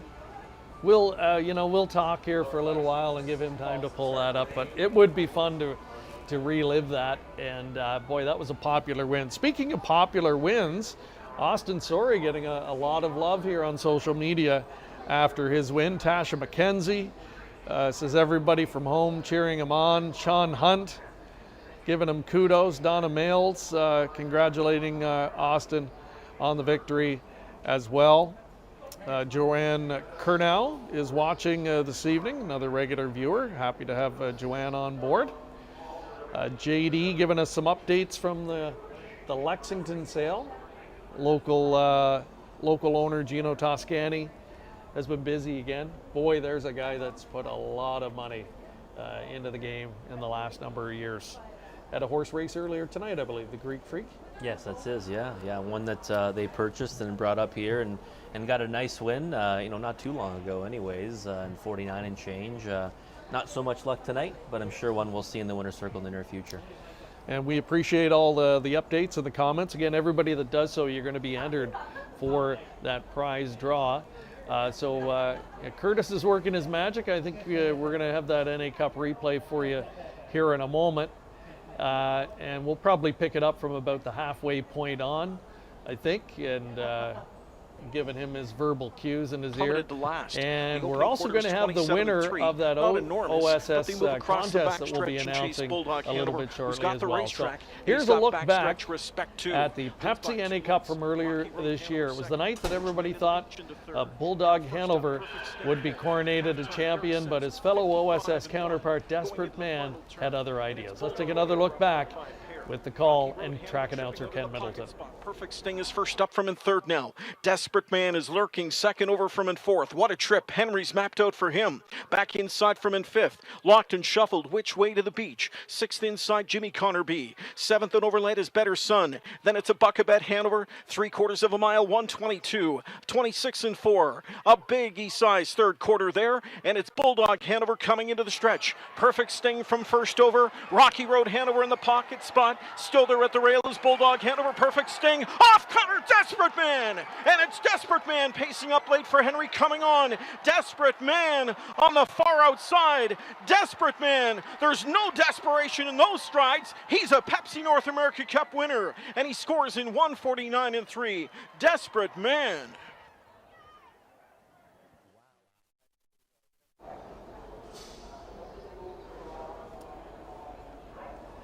It's still fun to watch. Desperate Man, a feather in the cap of the Ontario breeding program with the victory there on that night. And to speak about how strong the program is, your Pepsi NA Cup champ comes back the very next start in a gold final and gets upended and finishes third.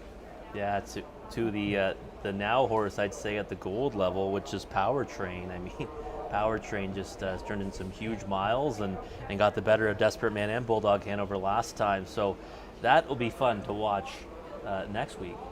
But right now we've got Desperate Man here in an overnight race. Yeah, great way to tee it up. We are in the heart of championship season in the OSS. Tonight, Grassroots in the spotlight.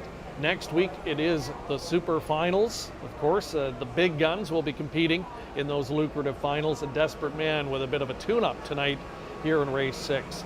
We'll get back to that in a moment, but speaking of the OSS program, we had a contest that we posted online earlier this week for a beautiful OSS swag package, and we want to congratulate our winner right now. It's Tim Morrissey. Congratulations, Tim. Cue the applause. And there's a look at the prize pack. That got a lot of attention because everything in there is fantastic, and someone is going to enjoy showing that off, including Tim Morrissey. So congratulations, Tim. Drop us a line on our social media channels, and we'll contact you with the details and how we'll get that prize out to you. So Tim Morrissey, and thank you to everybody for taking part in our contest as well. Let's meet the field for race number 6. And some graduates of the OSS program and some horses that are still competing with big races to come, including Desperate Man, will be squaring off in this upcoming 6th race. Excellent overnight event. Beyond Better is the number 1 in the field, the horse that I've been kind of following this season. I expected he was one that could really step up in the 4-year-old campaign. He hasn't quite gotten to the level I thought, but as the season's going on, I'm starting to, I think, see the Beyond Better that I was expecting. And as we look beyond this season, I think at 5'6" and older, he's going to become a hard hitter that could race right at that fringe of a Saturday overnight horse and maybe into some free-for-all events. Yeah, I think so too, and that certainly came together last week for him with a big victory. Number 2 is Mayhem Hanover, 2-time Grassroots champion for Greg McNair and Doug McNair. 2 wins out of 17 this season, $73,000 made.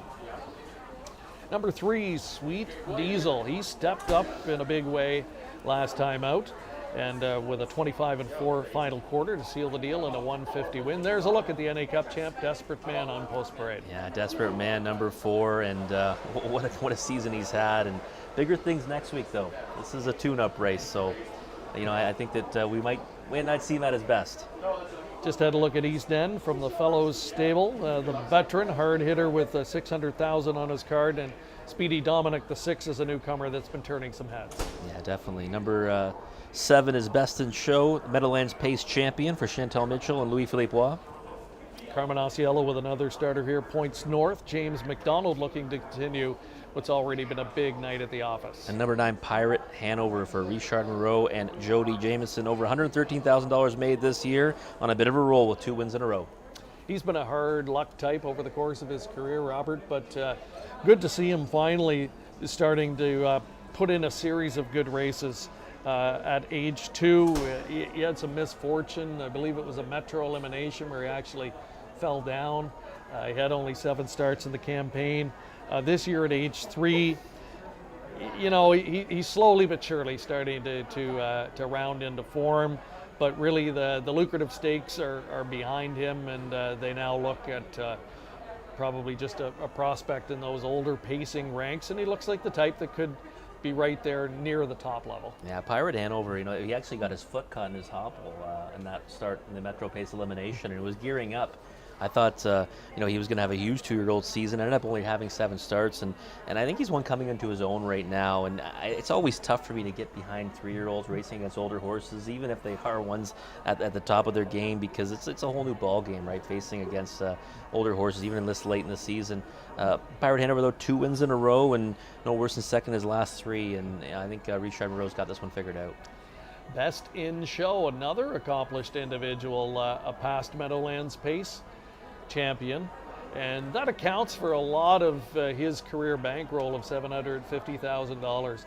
He's another that at points in his career you thought this could be the next big thing, and he's just never quite been able to take that final step. He showed flashes of brilliance, but when it gets down around the 149 range and has to go a little bit faster against that next level of competition, that's where he gets tripped up sometimes. Yeah, he's one that I think now has made his way to be probably a preferred type here at Mohawk Park, and this is now just a notch below that, a top condition race. So I think this is probably his field of choice and where he'll probably spend a lot of his career now. And I think Best in Show has a good chance here tonight, 4-1 on the board, and one that one that preferred not too long ago. So he hasn't forgotten that.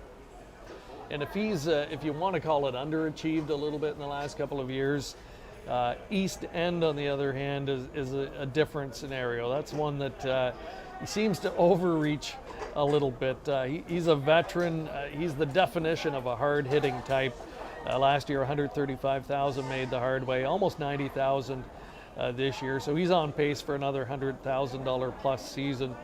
$600K banked lifetime, and just week in, week out, going to give you that same effort. Yeah, East End would be a great horse to own, wouldn't he, Greg? You'd love to own one like him. Absolutely. He's banked over $600,000 in his career now at the age of 8, and seems to always put up, $75,000 to $100,000 and change, and up and down the class ladder, like you said. One that will win his way up the ladder, and then usually have to find those middle condition classes to do his best. He would be a great one to own, but I'd take anyone in this field, Robert, if we were, if we're asking that question. This is a really good group, really an interesting overnight event. You rarely get one with, a past Meadowlands Pace champ, a past NA Cup champ, a 2-time Grassroots champion in the field. Let's talk about Mayhem Hanover.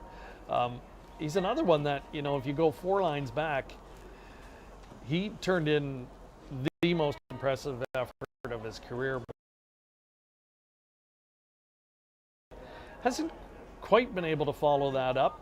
Do you attribute that, though, to the level of competition? Yeah, I think it's just that he's had to face much tougher in his last couple, and that winning effort, he beat Onavant on that occasion, and Onavant's actually, progressed really well since that start. And I just think that, Mayhem Hanover, wouldn't it be great to see this come full circle tonight? He's a two-time Grassroots champion, and now he can actually win 3 years in a row. I'm looking at him right now, 4-1 on the board, and one that I think this is really his class of choice, getting away from those preferred types and against horses that he should really, really relish the opportunity to race against. Yeah, it would kind of be like old Button Up, the horse that won the Battle of Waterloo on Industry Day years back, and then I think came back, and someone can correct me if I'm wrong, I think he came back and won the Preferred on Industry Day something like 4 times after that. Yeah. So he became kind of a staple and just part of Industry Day lore. I believe we saw Best in Show back at the Paddock. I believe he's in for a shoe repair, so that's why we're under a little bit of a delay here for the start of the upcoming 6th race. From a handicapping perspective, Rob, this is the type of race that I think is attractive. Big field of 9, no prohibitive favorite, and a lot of good form to base your selections on. Yeah, lots of different areas that you can land in the program on this one. And listen, Desperate Man North America Cup champion and an incredible 3-year-old season. But I'll be honest, I'm surprised to see him at 5-2 right now, because I do think it's a big test. Racing against these older horses and some real, good ones in here as well. And also, there's much bigger things in store for Desperate Man next week in the Super Finals. So, for me, I couldn't take 5-2 on him tonight, that's for sure. Beyond Betters in here as well. They were just having a quick look at something with him, but he's already heading back out to the racetrack here. So again, waiting on Best in Show, who's in the paddock. One horse that's moved to a new barn for this start, Speedy Dominic, a relative newcomer to the circuit. Give us your assessment of him from what you've seen so far. I think Speedy Dominic's been very impressive and taking some support in here at 8-1. This is a big step up for Speedy Dominic, though. He did race at this level, finished 4th, actually, respectable 4th, the Mayhem Hanover 4 starts ago. He's won 2 of his last 3 and didn't get the easiest trip 2 back, so that could have maybe been 3 in a row with a better journey on that occasion. I think that this Australian bred is one that we're going to see lots of, and now moves to the Ben Bayerjan barn. So, no stranger to success here on this circuit. Now you get Sylvain Filion on the bike. There's lots to like about him. I just don't know if this class and some of the horses in this field might be a little bit above his head. So again, we're under a delay here with the start as Best in Show is in the paddock for that shoe repair. Thankfully, it's not the 2-year-olds that are out on the track. A delay like this might be more difficult for them to handle from a mental standpoint, where these veterans, as you can see, we're getting lots of shots of them out on the track. This isn't their first rodeo, so to speak. They know what they're doing out there, and they're just happy to be out walking around next to the infield. But let's give you a quick shot of what is actually transpiring and what is causing the delay. And they're not like humans. You can't just slip off a sneaker, put a new one on and tie it, and away you go. There's a little bit more of a process to a shoe repair when it comes to a horse. Yeah, I always found it so impressive, right? When the blacksmith has to do this, so quickly and on the fly like this in a situation when we're just minutes away from a race. So and it's impressive too that that these equine athletes, and like you said, we're lucky that we have some veterans of the sport in this race, can actually just stand there and be okay with that when they're literally pumped up and ready to go for a race just seconds away, right? So Best in Show looks pretty calm right now, and hopefully we'll get that shoe tacked on soon. And a bit of pressure for the blacksmith too, right? You want to see the horse go out and perform well.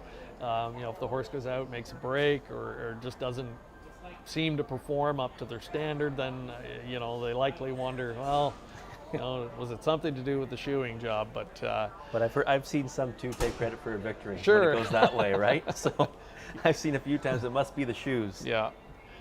All right, while we're waiting, got another update from JD Varnell here, watching the feed. Said Blake McIntosh has purchased Fearless Fury, a Fear the Dragon colt for $25,000. So Blake adding to his roster. One thing about a guy like Blake, he buys a lot in that type of price range, 25, maybe up to 100. He's not going after as many of those big six-figure purchases. He lives kind of in the middle ground and does quite well. Yeah, he does. Yeah, Blake, definitely is had tremendous success. Recent 1,000 winner. As a trainer and someone that usually has a full arsenal of young ones. So always look forward to seeing what he's got in store for us on the Grassroots and the Gold program. Best in show. Looks nice and relaxed, just taking it all in. And I always wonder about this. Are you better off to be the horse in the barn, just getting your shoe repair done, just chilling and waiting, or to be out on the track and just going around in circles, waiting and waiting and waiting? I don't know. I mean, I think I'd rather be on the horse that's on the track right now, I think, than the one getting a shoe repair. From a betting standpoint. That's for sure. But I saw it in Australia a few times. They do it right on the track. They actually put the shoes on right on the track near the starting gate. So that might be a little more stressful than coming back into the paddock and doing it. Well, for sure. I'm not sure if we have anyone viewing tonight from down under or not, but from time to time we do. Our old colleague Greg Gangle there now, and we're seeing him on social media, and things are going well for him, it looks like. And so perhaps he's tuning in. If so, we'll say hi to him and Anna and the kids, and hope all is well for them in their new home. Best in show. He is a very flashy looking son of Bettor's Delight. Really good looker, and he's making his way out to the track with the new footwear on, and we'll be set to go with the start of race number 6. So a quick glance again at the odds board here. Robert, you've been all around it tonight. You've had a couple of good winners. You've had a couple that you liked that you had on your ticket that have won. So we'll lean on you for some advice here in race number 6. I believe in nice stories, so I'm on Mayhem Hanover. I just think that this is a great spot for him too. He won this class on September the 4th, came right back, had a second at the open level against Warwi Vital, and really hasn't really raced to his preferred style in his last 2. So I was shocked to see him at really inflated odds early on, around 6-1 or 7-1. Now down to 5-2. That's more like it. I think Mayhem Hanover, I really believe that he's going to be handled aggressively tonight, and I'm just not sure that anyone's really going to challenge him, to be perfectly honest, or if anyone really can. So I'm sticking with Mayhem. I'm hoping he's going to make it 3 in a row on Grassroots final night. All right, I've got a hunch that Best in Show, we've seen so much of him and talked so much about him tonight. Of course, in for that shoe repair. He's got brilliant speed that we see from time to time. For him, it really comes down to how the trip unfolds. Just call it a hunch play, but 7-2, I think he'll be heard from here tonight. An excellent group. There's a look at Pirate Hanover. He'll occupy the outside post, getting overlooked on the board despite having won 2 in a row. For Canada's perennial leading trainer Richard Moreau, Jody Jameson driving. The son of Captain Treacherous, perhaps just starting to hit his best stride here late in the season. The lights on the starting gate are flashing. They're getting set to move up into position. It's post time for race number 6 from Woodbine Mohawk Park. Bit of a hiatus, bit of a break in the Grassroots action. We'll return with 4 more championship finals coming up here as part of our live coverage tonight on COSA-TV. Thank you again for tuning in here this evening. Ken Middleton standing by with the race call of the upcoming 6 next.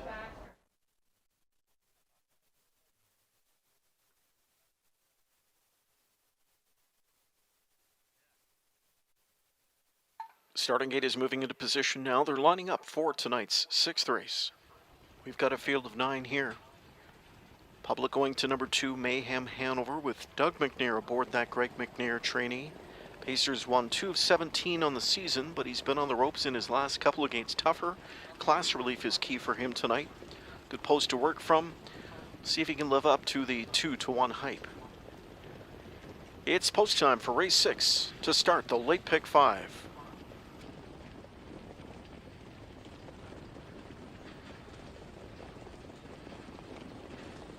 The gate swings into the stretch. 6th race on its way. They're off and pacing, leaving in the center Speedy Dominic alongside Best in Show. There at the inside third, favorite Mayhem Hanover. Down the center fourth is East End. 5th stacked up wide goes Points North now. 6th inside to find Beyond Better. 7th outside at his wheel is Sweet Diesel. Final 2 in the field, we have Desperate Man and Pirate Hanover's on the run. Pirate Hanover made a break. To the quarter they go. Fired up is Best in Show as he scoots out to a 4-length lead. He has just chopped out a humongous first quarter, 25-3. Revving up the engine is Best in Show tonight as he leads the field to the backstretch. Waugh trying to get him to settle on the way to 3/8. Back into second, Speedy Dominic. Mayhem Hanover third. East End is fourth. Points North fifth. 6 Beyond Better. 7th Sweet Diesel. 8th in the backfield, Desperate Man. And Pirate Hanover in the backfield trailing. They continue to the midway point, and it's Best in Show. A far and as fast as you can go show through a 53 4/2 here. He leads 2.5 lengths going into the final turn. Speedy Dominic second. Mayhem Hanover back into third. Fourth and starting to edge is East End, and that'll get Mayhem Hanover off the rail from in third. He goes first over. East End grabs cover. Points North is on the flow. Beyond Better, followed by Sweet Diesel and Desperate Man. Over to 3/4 they go. Best in Show leads just over a length. Speedy Dominic in the pocket. Mayhem Hanover now first over third, driving into second. On his cover, East End, 3/4 in 1:21 and 2, and they're into the stretch. Best in Show leads. Pressure from Mayhem Hanover. Speedy Dominic locked in the box. Off cover, East End, trying to find a way through between horses. Beyond Better, he's got pace but lacks space. They're in deep stretch. To the front, Mayhem Hanover. Beyond Better gets a clear lane now. Mayhem Hanover on top, a length and a half, and it's Mayhem Hanover to win. Beyond Better was second, very close for Show, splitting through late with Speedy Dominic in 1:49.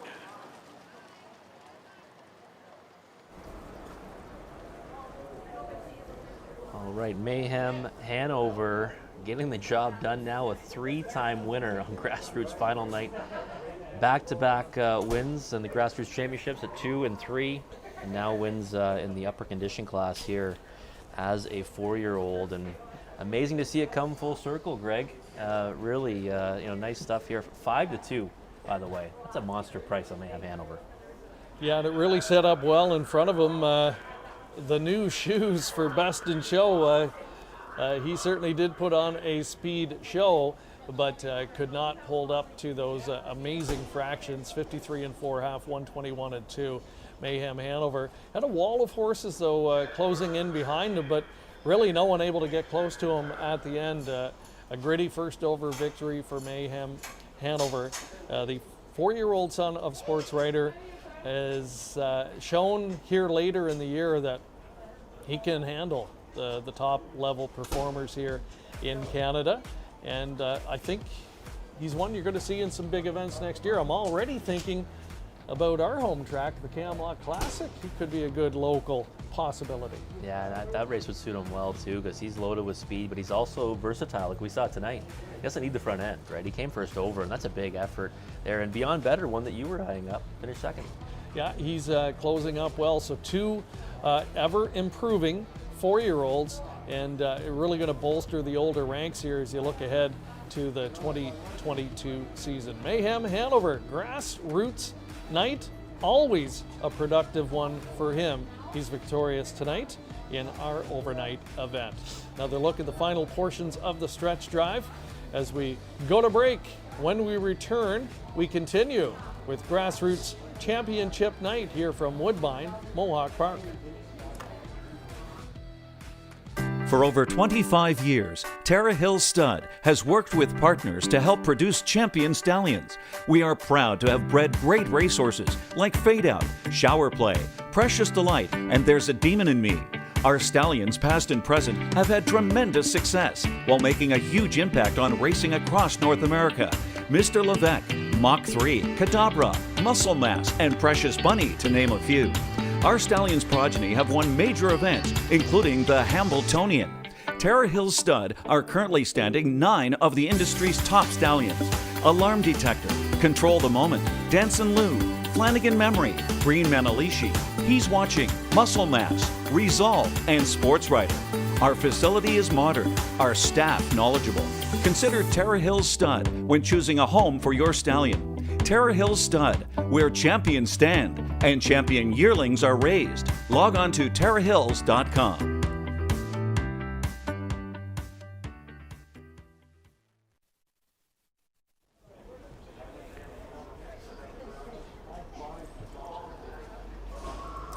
Mayhem Hanover, $7.30 in the victory as he emerges victorious for a third straight year on Grassroots Championship night here at Woodbine Mohawk Park.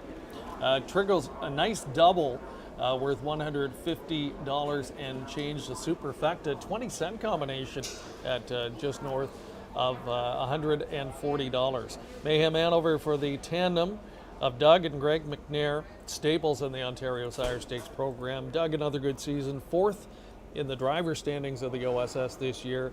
Father Greg looking for another title on the trainer side, and coming into tonight is once again right at the top of the OSS standings. Not surprising. Yeah, no, not at all. And you know, the cool thing about Mayhem Hanover too is that, you know, Doug McNair gets along with him so well and hasn't driven him in his last 2 starts. So, you know, Doug is someone that, you know, when he gets along with certain horses, they really respond, and we saw that there, 149 flat. Yeah, absolutely. So Mayhem Hanover, Tripp really set it up well for him tonight, and he is victorious again. So keep that in your memory bank. Next year, Grassroots night, if Mayhem Hanover is in, go to the windows, as they say. Time to turn our attention back to Grassroots Championships. We are featuring all 8 divisional finals here this evening as we welcome you into live coverage again. Race 7, we're on the trot this time around, 3-year-old fillies. Let's give you a quick look at the field page for that upcoming contest and set the stage. We're going to take a look back at the eliminations from a week ago as well. Divisional leader Tipsy and Dixie is part of the group. She's 4 for 10 this season. Her wins all coming earlier in the campaign though. Right now, not certainly a dominant force in the division, but sneaky good, finishing 3rd in her elimination. Yeah, Tipsy and Dixie actually had a lot of trot there on the end of the mile and needed to shake loose late to finish 3rd. Now Sylvan, you know, goes elsewhere tonight, but you know, Mario Barrajan will be aboard.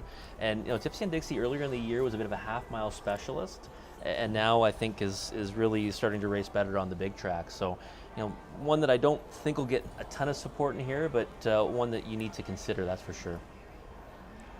Let's take a look at the eliminations from a week ago. We had Midnight Miracle winning narrowly last week by a neck. PL Opportunity by a half a length. But it was good enough to get them both into tonight's final as elimination winners. Here it is from a week ago and how it set the stage for tonight's Grassroots Championship. Classy Carol. 7th trapped in at the rail, that is Fortune Teller's K. Then overland from the backfield, Fuzzy Angel. And the trailer turning home is Had I Known Better. 3/4, 127, 4/5 into the stretch. Midnight Miracle, the one to catch. T-Licious pops out from in second. In behind them, Tipsy and Dixie. She is loaded. Can't find racetrack there. Locked up tight. Deep stretch. Midnight Miracle, T-Licious, Tipsy and Dixie continues to look for racetrack. Hope So scooting through at the rail. In deep stretch, it's Midnight Miracle. Midnight Miracle wins by 1/4 of a length. Then T-Licious, the traffic-troubled Tipsy and Dixie. Hope So and a Blue Blood in 156 and 2. For a couple of strides with her braving her up at the top of the stretch at 3/4 in 126. It's I-Dub Princess on the lead. Out of second there, PL Opportunity. Henry almost lost her. She's out and driving now from in second though. I-Dub Princess. Here's PL Opportunity on the outside, still 2 lengths away. I-Dub Princess. PL Opportunity still digging. And it's PL Opportunity on the outside, reaching for some racetrack late. She might get there. She did. PL Opportunity, a gutsy score. I-Dub Princess raced well to be second in 154 and 4.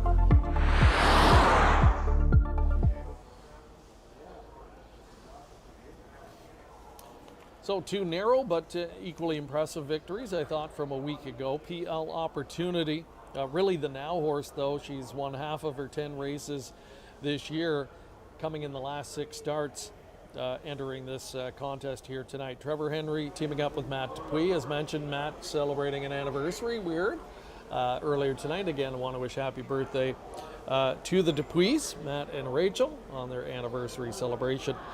In here, PL Opportunity, a little bit bumpy gated last time out, but I think that's the negative if you're going to look at it that way. The positive is she never seems to make a mistake, and the talent is there.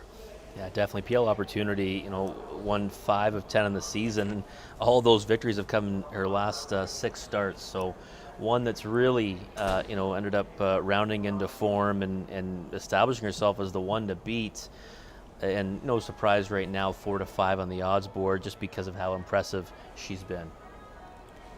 One gentleman who's hoping that his filly can come back and do what she did a week ago is Mark Etzel, the trainer of Midnight Miracle. Earlier in the night, Ashley caught up with him. We're here with trainer Mark Etzel, who's been having a record year. You have 3 in tonight. How did they train this week? Everybody was good. They all raced last week, so we didn't have to go a lot with them, but they did everything right. You have Midnight Miracle, who at 2 is in the golds. She's now dropped into the Grassroots for tonight. When did you think, at what point in her 3-year-old year, did she need to be dropped down into the Grassroots? We raced her a couple starts in the gold, and she just didn't perform where we thought she should be. We come to the conclusion after she couldn't beat 55 anywhere. She could go 55 and a half, she'd go 55 and a 5/8, and 55 here. So she couldn't do the 53 and change where she needed to be a gold horse, so we dropped her back. So now the 9 hole, do you think that's going to have any effect on her? Should be asking Bobby that, but yeah, she can leave pretty good, and actually probably the 9 hole's better than the rail for her because she likes to be on the gate, and the gate sweeps around out there, and she can be in full stride when they say go. Well, there you have it. This is trainer Mark Etzel. He has 3 in tonight. Thank you very much. You're welcome. All right, thank you again to Ashley McDonald joining us for the first time tonight, doing a great job with us on COSA-TV, and Mark Etzel with some insights on his filly. I thought a good interview with him there, and what do you think? His filly at 7-1. I think post position has a lot to do with that inflated price. Yeah, I think that the post has a lot to do with that number on the board right now, and she looked fantastic on the track last week before the race, and I had her on top in that outing, but when I saw her pre-race appearance, I even was more convinced that she'd be the winner. She held on by a neck. It was a determined victory.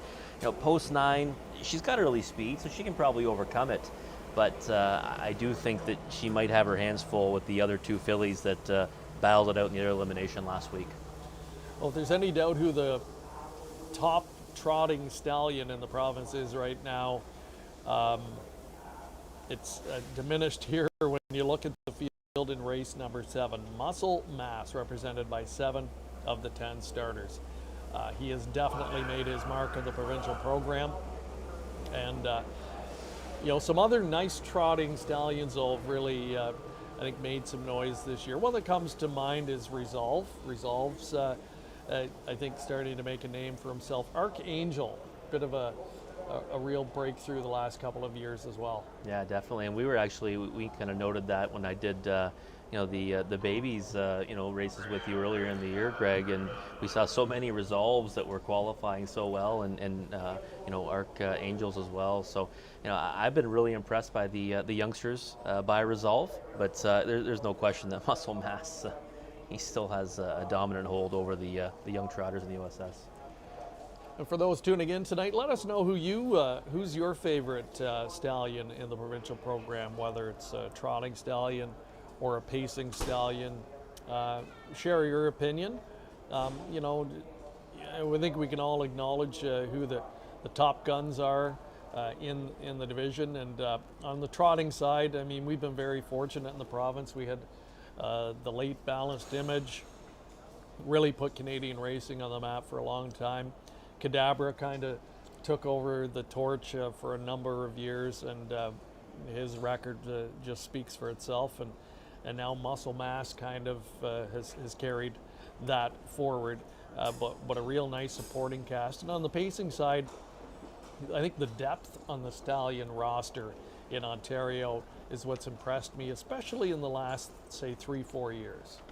Yeah, definitely. There's plenty of options out there on the pacing side, and you still see, obviously, Shadow Play is one that's really, made his mark with a lot of big name horses, and you can't certainly, ignore that. But Sports Rider, still obviously turning out a lot of, quality youngsters, that's for sure.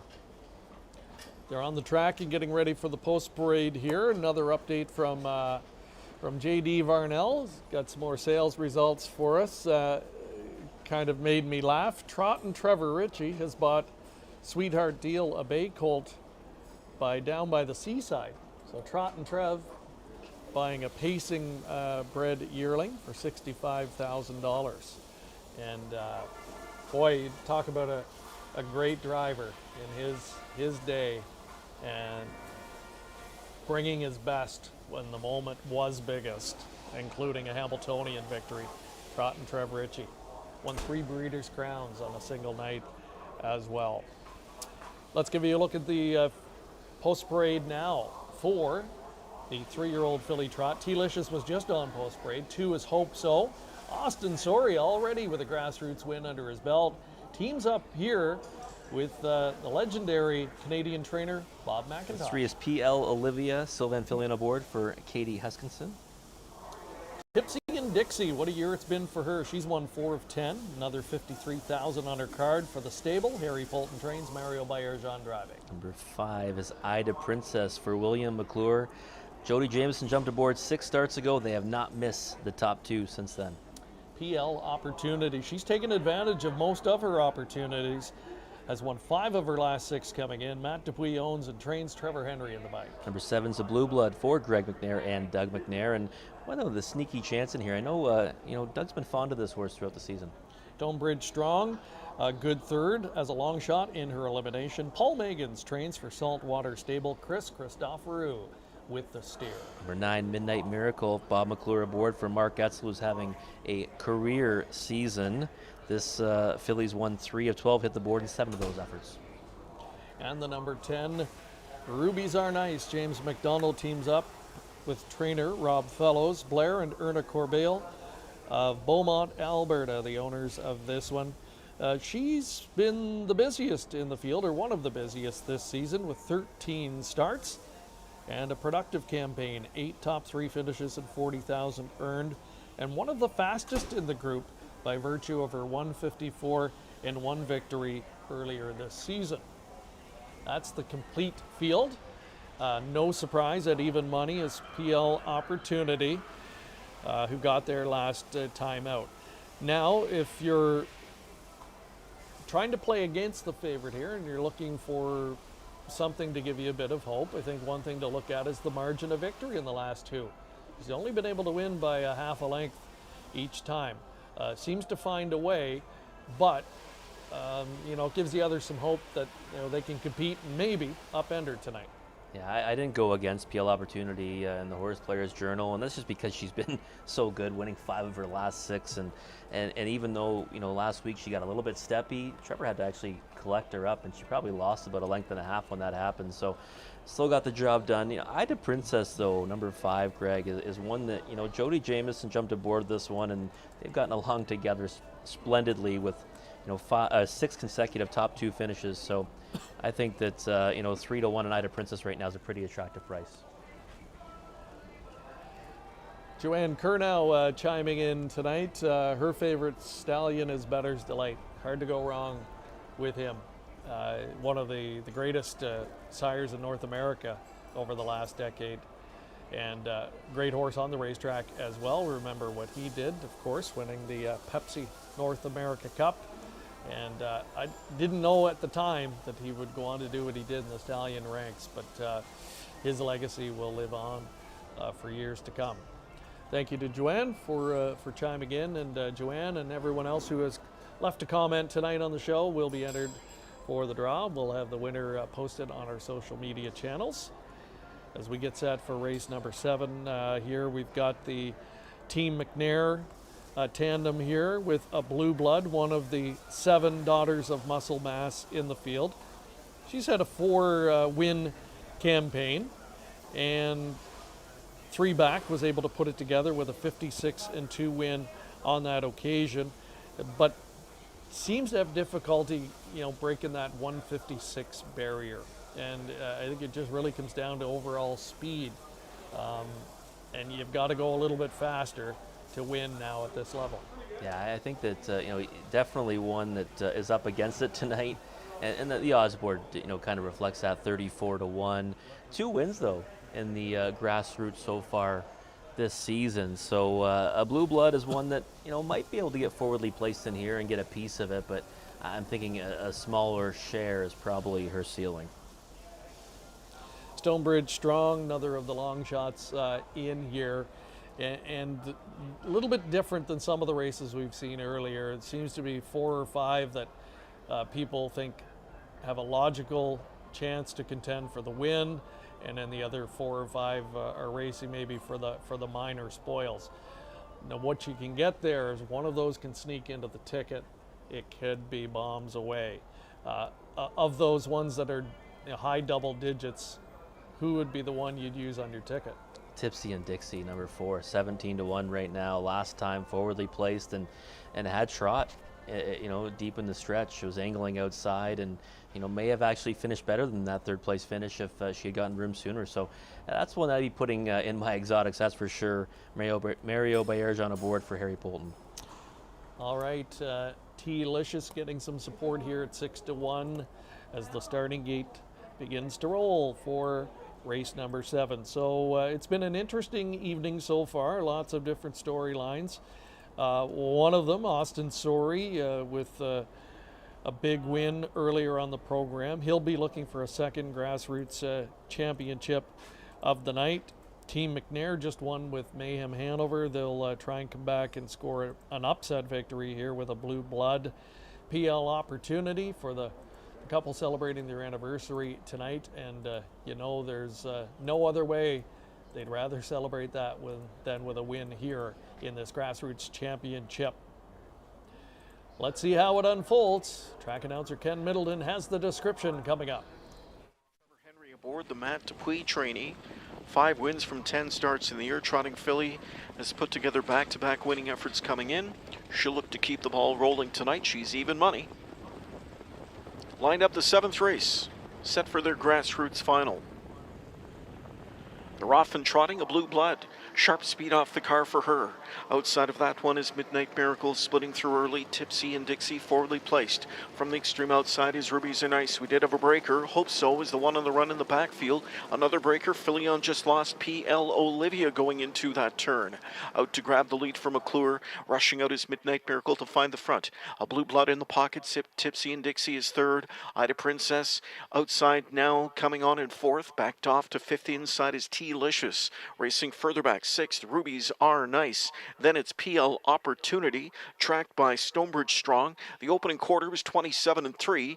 Into the backstretch, heading up to the half, and there's 3/8. And here comes Ida Princess, finding the front now for Jameson. Midnight Miracle relents to sit the pocket trip behind her. A Blue Blood 3rd, Tipsy and Dixie 4th. Out of 5th on the move now comes T-Licious. That gives cover to Rubies Are Nice. Covered ×2 for PL Opportunity. Then it's Stonebridge Strong, 8th through a half of 57 flat. They move into the final turn, and it's Ida Princess on a lead of a length and a half. Pressure comes from T-Licious 2nd outside. Back into 3rd is Midnight Miracle. Rubies Are Nice with the cover trip in 4th. 5th inside as they move the turn is a Blue Blood. Outside 6, PL Opportunity. She's about 3 off the lead. Just over a quarter of a mile of racetrack to cover. Ida Princess, T-Licious alongside. Pocket sitter Midnight Miracle. Here off cover from the backfield now. Starting to trot up is PL Opportunity as Henry pulls the trigger. 3/4 in 126-1. Into the stretch. Ida Princess still there. Here on the far outside, PL Opportunity Opportunity now, full of late trot coming on. And it's PL Opportunity who made that big move coming out of the final turn, and she'll draw clear for Henry Late. It's PL Opportunity. PL Opportunity to win the Grassroots final by 2.5 lengths. Up for second, Stonebridge Strong. Third best was I to Princess. Late speed from Tipsy and Dixie fourth in 1:55 and 1. PL Opportunity leaving absolutely no doubt tonight, off the pace, and a long way to come turning for home, but you knew at about the halfway point of the home stretch it was lights out as Trevor showed her daylight, and the filly does the rest. 55 and 1 again, in the context of the time of year, the dampness, the temperature in the air now tonight, that is a big mile. Yeah, and that was a confident drive there by Trevor Henry, right? He got away, well back and was spotted third over, but the minute he showed this filly racetrack, did she ever respond? And that's what we've come to expect from PL Opportunity, that big, late brush, and she was closer in her last couple efforts, but earlier in the season this was kind of her MO, and you can see Trevor just under a hand drive to the wire here for this filly, daughter of Cadabra, getting into the winner's circle in this championship event. Sent off at 4-5, the overwhelming favorite. She delivers, and then you get the big long shot following her late rally up with a good off the pace second place finish. Her name Stonebridge Strong, and third goes to Ida Princess. Jody Jamieson involved in the early speed, and that will round out your top three. So a couple of the favorites with a long shot in between to beef up the pari-mutuel returns here in race number 7. We'll be back with those pari-mutuel details and more coming up in a moment. By now, you know the name COSA-TV, an industry leader producing unique, high-quality digital content promoting harness racing in Ontario. Features, virtual programming, live events, and more. COSA-TV has it covered. Follow our social media channels and be sure to subscribe to our YouTube page to view the latest content. And if you're looking to bet your favorite Ontario track, check out hpibet.com. COSA-TV, taking Ontario racing global. Winback Farm is the #1 breeder for Ontario Sire Stakes. Don't miss Winback Farm's Ontario Yearlings at 2021 sales, including Ontario Select, Lexington, and Harrisburg, featuring first Ontario crop yearlings from My MVP, also yearlings from Archangel, Artspeak, Better Than Cheddar, Better's Delight, and Shadow Play. Don't miss your chance on a Winback Bred Ontario Gold winner. For more information, visit winbackfarm.com.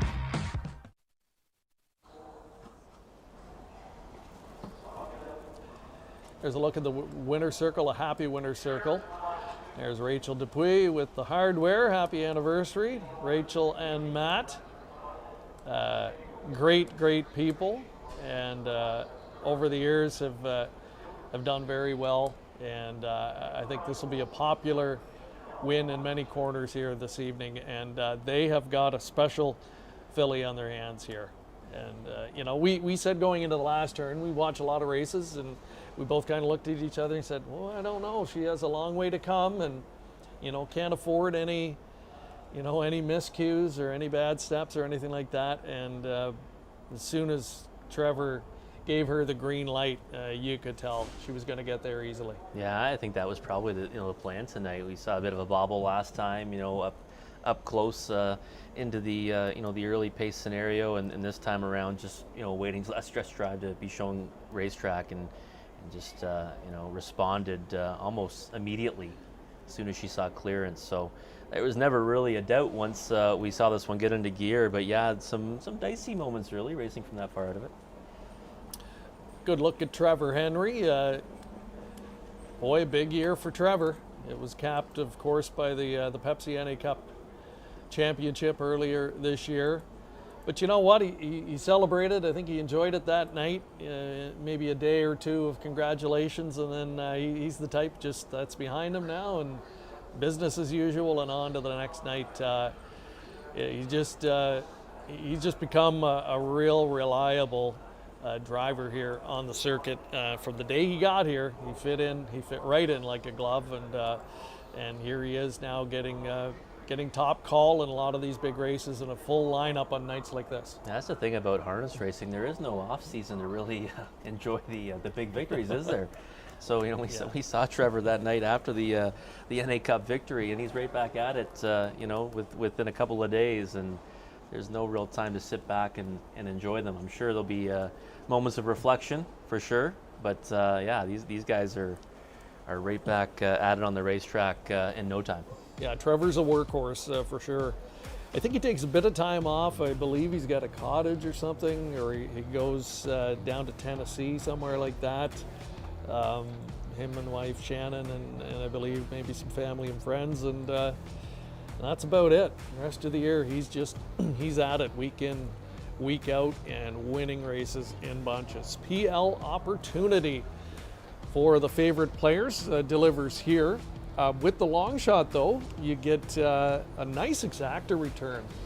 $92 exactor, a 20-cent super at almost $300, and that's what you're hoping for. If you really like the favorite and don't think they can get beat, you got to try and find the ones underneath that can help out the return. And it was Stonebridge Strong and Chris Christoforou handling that chore in race number 7.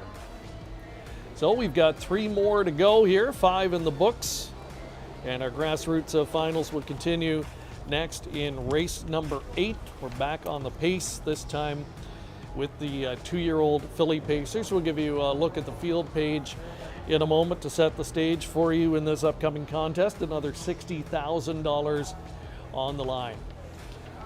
How you doing there, Rob? There's a bit of a chill in the air now, a bit of dampness. You able to stay warm with your OSS coat? Oh, the OSS jacket is keeping me nice and warm. So no, I'm doing well. And you know what? Listen, you said it earlier. We could have snow this time of year here, so I'll take a little bit of a chill in the air. And this is nice weather for this time of year. These aren't as heavy as some of the other ones that we had to wear. So we've got our fingers crossed that we'll get weather similar to this next week, as we are going to be back next week with the OSS Super Finals, so similar format, and all the big guns in the division will be squaring off there. So again, we've got race 8 coming up. We'll take a look at the field page here for the 8th in just a moment. These are the filly pacers coming up here next, a 2-year-old going to the post in this contest. There's a look at how they're going to line up on the gate. And Do It for Josie is in the field. She is the point leader in this division this season, and she'll occupy post 3, coming off a narrow defeat in her elimination there from a week ago. And in terms of a betting race here and looking at horses that can contend in here, I think you can go in a lot of different directions again. Yeah, it's definitely one of the more interesting races of the evening, because there's quite a few contenders, and I was on Winks in the elimination at nearly 9-1, and I'll be going back in that direction tonight. But Do It for Josie, the points leader, is one that's had a lot of rough luck in her last 2. Got locked in, in each of her last 2 efforts, including that elimination. So, Do It for Josie is one that I think has a big chance in here as well as the points leader. But I'll be on Winks again, elimination winner last time, and hopefully come right back with Trevor Henry with another victory. Let's take a look at the complete leaderboard. Top 5 in the division. Do It for Josie and Delight by Emma had kind of separated themselves from the field. Another one, though, who got the worst of the post draw tonight, but Delight by Emma has the type of record that gives you some hope she could overcome that. And we should mention, if you are just joining us tonight, there has been a post 10 winner in these championships earlier. Yeah, but Delight by Emma has been really consistent, 4 for 6, and hit the board in all of those efforts. Disappointed as the favorite at 70 cents to the dollar last time in the elimination, but only got beat 3/4 of a length. So Delight by Emma is one that I could see rebounding with a strong effort in here. But the post position actually left me with putting this one out of my top 4. Trevor Henry, he'll try and come right back. He's got Winks from post 1 for Mike Vanderkemp. and she was one of the elimination winners. That was an upset at odds of 9-1, just her second win of the season in 9. Was it a case of kind of converting a good trip, or do you think she showed enough to warrant backing her again tonight? Oh, she roughed it. She actually went a huge mile on that occasion. Went first over and grinded down the leader and got the job done. And why I went to her was I love it when a trainer like Mike Vanderkamp actually hands the lines over to someone like Trevor Henry, and that's what made me jump aboard. And the horse certainly responded, and obviously named after the Australian thoroughbred champion Winks, and one of my favorite racehorses of all time. And this one's, I saw her in her first lifetime start at Grand River, and it was a real strong effort. And I put this filly on my watch list very early, and she's been consistent throughout the season. Hit the board in 7 and 9, and Trevor got the most out of her last time. Well, we asked people earlier to tell us their favorite stallion in the provincial program. Bettor's Delight got a few nods, understandably. And we can tell you, once again this year, he is the leading stallion in terms of 2-year-old filly pacers in the OSS program. He has sent out this season winners of $376,000 in this category from 48 starters. Sports Writer, Big Jim, Sunshine Beach, and Art Speak, rounding out your top 5. So no surprise to see that again, and Bettor's Delight well represented in the field here. He's got a couple of starters, including the aforementioned Delight by Yama, Creme Delight from Post 2. Creme Delight, I think, is one that Marie Breather will be looking for another good result from here tonight, but will need some improvement.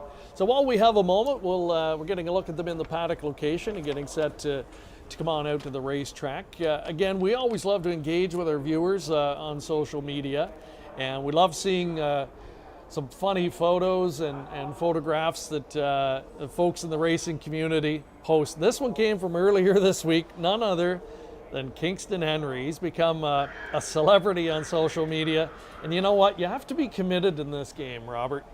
And you know what? If the horse is going to try the feed, you've got to be willing to try it with him, right? You've got to show that level of commitment. And Kingston Henry, he's a fan favorite here in Ontario, and he's already showing that level of commitment. And safe to say, he's a horse lover already. Yeah, that's amazing. That's a great video. We've all done that, though, right, Greg? You've done it. Well, a time or two. You know what? I think we've all done it, exactly. Like, the dog treats, the old dog bones and things like that as kids. So that's the funny part of the video. Someone's taping that, watching him do that. Yeah, I'd love to see more videos like that for sure. Send them in if anyone's got something similar. So we'll be back in COSA-TV next week. If you've got a funny photo or video, post it on one of our channels, and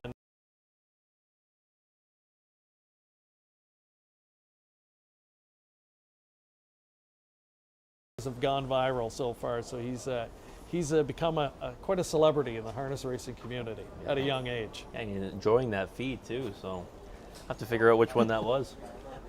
We better get him on the green. Winter's setting in. Time to meet the field now for race number 8. 2-year-old filly pacer stepping onto the track. We'll have the call to the post here shortly. And Winks really turned heads with that elimination winner. She was somewhat overlooked in the wagering at 9-1, 5-2, and slightly favored right now with that eye-catching rally to score. And she's got the hot reinsman of the bike right now, Trevor Henry. A winner back in the 7th. He'll look to double up with this daughter of Sports Writer. There she is from Post 1. 2-time winner this year, Diane Secord of Fergus, Ontario owns, and Mike Vanderkamp trains. We've got number 2, Creme Delight. And that's going to have Austin Story in the bike. Already a Grassroots champion earlier tonight on Cold Creek Queso. Aboard again for Marie Breather. They're both looking to team up for their second victory of the night. 9 starts, 4 on the board finishes, and 1 victory in the season. Number 3, Do It for Josie. She's the point leader in the division. Rene Barassa trains for Gilles Cowat. Louis-Philippe Waugh doing the driving. She's a 3-time winner and 8 on the season. Number 4, Data Party with Doug McNair for Ben Wallace. Still a maiden in 6 starts, but solid effort last time, leading much of the way before finishing 3rd. The double bills, Bill Johnson, Bill Gillen own 5. Girl Scout Cookie, Jody Jameson driving this one, who's hit the board in 9 of 13 on the campaign. Number 6, Speaker Nancy, Tyler Moore aboard for his father, Dr. Ian Moore. 9 starts, 4 on the board finishes, 1 victory so far in the season. In the Mood has been a winning machine this year. She's 5 for 7 coming in here for Sean Stacy, the trainer. James McDonald is the pilot. Number 8 is Better Catch Girl. Paul McDonald does the driving for Murray Breather. Another opportunity for him to double up on the evening. 9 starts in the season, 2 victories. Ribbon Ridge is number 9. Bob McClure will drive for Don Lindsay, who co-owns and trains. Winless in 6, but 5 on the board finishes. Talk about knocking on the door. And tonight would be the perfect night to break her maiden. Number 10, Delight by Emma for Sylvain Fillion for Jean Tournegui. A Better's Delight daughter who has been consistent this season. 4 for 6 in the win column and 6 on the board finishes. A great betting board in this 2-year-old filly final, as Winks has drifted up now to 7-2 and inheriting the role of favorite, but just slightly. Post 10 starter Delight by Emma. She's in the top 5 in the point standings this year. She's won 4 of 6. Very similar profile this year for In the Mood. She's won 5 of 7 coming in. A much better post position though for her, as she occupies post 7, and I think the best value on the board right now at 5-1. I agree with that. I'm a little bit surprised, and when I made my selections for this race, I went back to Winks probably because I want to ride that streak with her, but I thought In the Mood would be taking a lot more support. I mean, like you said in the post parade, Greg, a win machine this season, 5 for 7, and one of those efforts, that the only effort out of the top 2 came at the OSS Gold level, so we can forgive her for that one, that's for sure. And she's been a model of consistency, and to me, getting overlooked right now at 5-1. Let's talk about Ribbon Ridge, the 9. How do you look at a filly like her? She hasn't been able to win yet, but only 6 starts. All those runner-up finishes. A lot of money on her card and right in the hunt. But because she's got the offer in the win column and an outside post, 13-1. Would it be a mistake to dismiss her? I think that you need to use her somewhere, and I wouldn't fault anyone for taking a shot on her, even on top at that price right now. Ribbon Ridge was one I was chasing all season and obviously never got it done because she's still 0 for 6. I left her out of my top 4 tonight, but I think she's a filly with a lot of talent, and she's been just missing, right? You look at her last 3, she's finished second in 2 grassroots divisions and only got beat a neck last time in the elimination. So I think 14-1 is not a bad price on Ribbon Ridge, and I wouldn't fault anyone for taking a shot on her. And we just had a good look at her scoring out.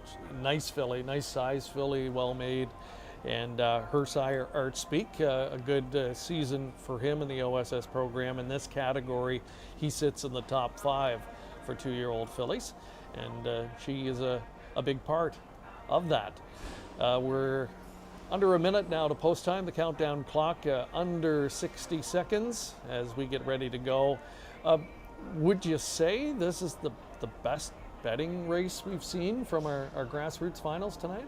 I mean, if you like one, I would say it is for sure, because you're going to get value no matter where you land. And I'm a little bit surprised right now that there's 2 horses not taking more support. Number 7, obviously, in the move, we talked about that one, but Do It for Josie, 7-2. A couple trouble trips last 2 efforts. 2 back, no chance to race at any point in the stretch. Last time, found room late. It only got beat half a length to Winks. And earlier in the season, I thought Do It for Josie was better than her stablemate Love That Smile. Now that's changed, obviously. That one's moved on to the Golds and been racing well there, but I think both of them offer value, and Winks at 3-1. I mean, I'm not jumping off that bandwagon, Greg. All right, 3-1. And for me, a little bit low. I agree the win last week was an eye catcher, but it was only the second in 9 on the season. She was able to lay up close to the pace. If Trevor can work out a similar trip tonight, which he very well could and very well likely will, then she'll be a factor again. But there's so much other quality in the field that I'm going to stick with the proven commodities, horses like In the Mood, who her price now 9-2 continues to jump out to me as one of the more attractive prices on the tote board. Starting gate is underway. It is the Grassroots final for 2-year-old filly Pacers from Woodbine Mohawk Park. For tonight's 8th race, we've got a field of 10 2-year-old pacing fillies for their Grassroots final. 5-2, the lukewarm favorite far outside of the gate, Delight by Emma. Beaten favorite in her latest, she'll look for the rebound here for trainer Jean Tirigny, driver Sylvain Filion. They're set for a start. The fillies of the freshman variety next. Often pacing Speaker Nancy quick off the gate as Moore calls on her for sprinting speed, and she does.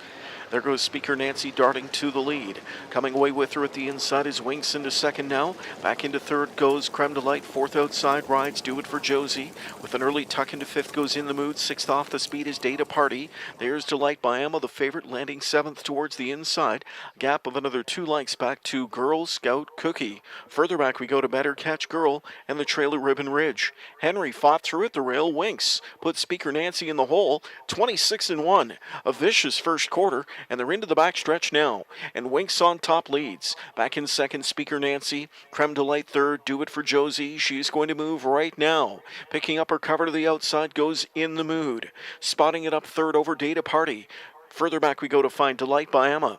Underway from the backfield goes Girl Scout Cookie. Final 2, Better Catch Girl and Ribbon Ridge. 55-3 the halftime. And they continue to wage war into the final turn. Winks leads the way. She's been under the gun every step of the way. Do It for Josie's right up to her bridle, and those fillies go at it now. Speaker Nancy In the Mood as the field travels up to 3/4 next. They continue to race up to 3/4 and the battle rages on. Winks at the inside and alongside applying that pressure, that was Do It for Josie. Field by 3/4 in 1:24 and 1/5, and they swing into the stretch, and still with that lead coming into the lane, Winks. Far outside and closing up off cover now. Here to the outside drives up In the Mood. From way back kicks on Day to Party. And Delight by Emma's on the far outside pacing up. Day to Party in deep stretch. Delight by Emma's on the outside second. It's Day to Party. Day to Party and McNair to win it by just over a length. Delight by Emma was second. There at the inside third, Do It for Josie. Fourth was In the Mood. And the mile 1:52-4.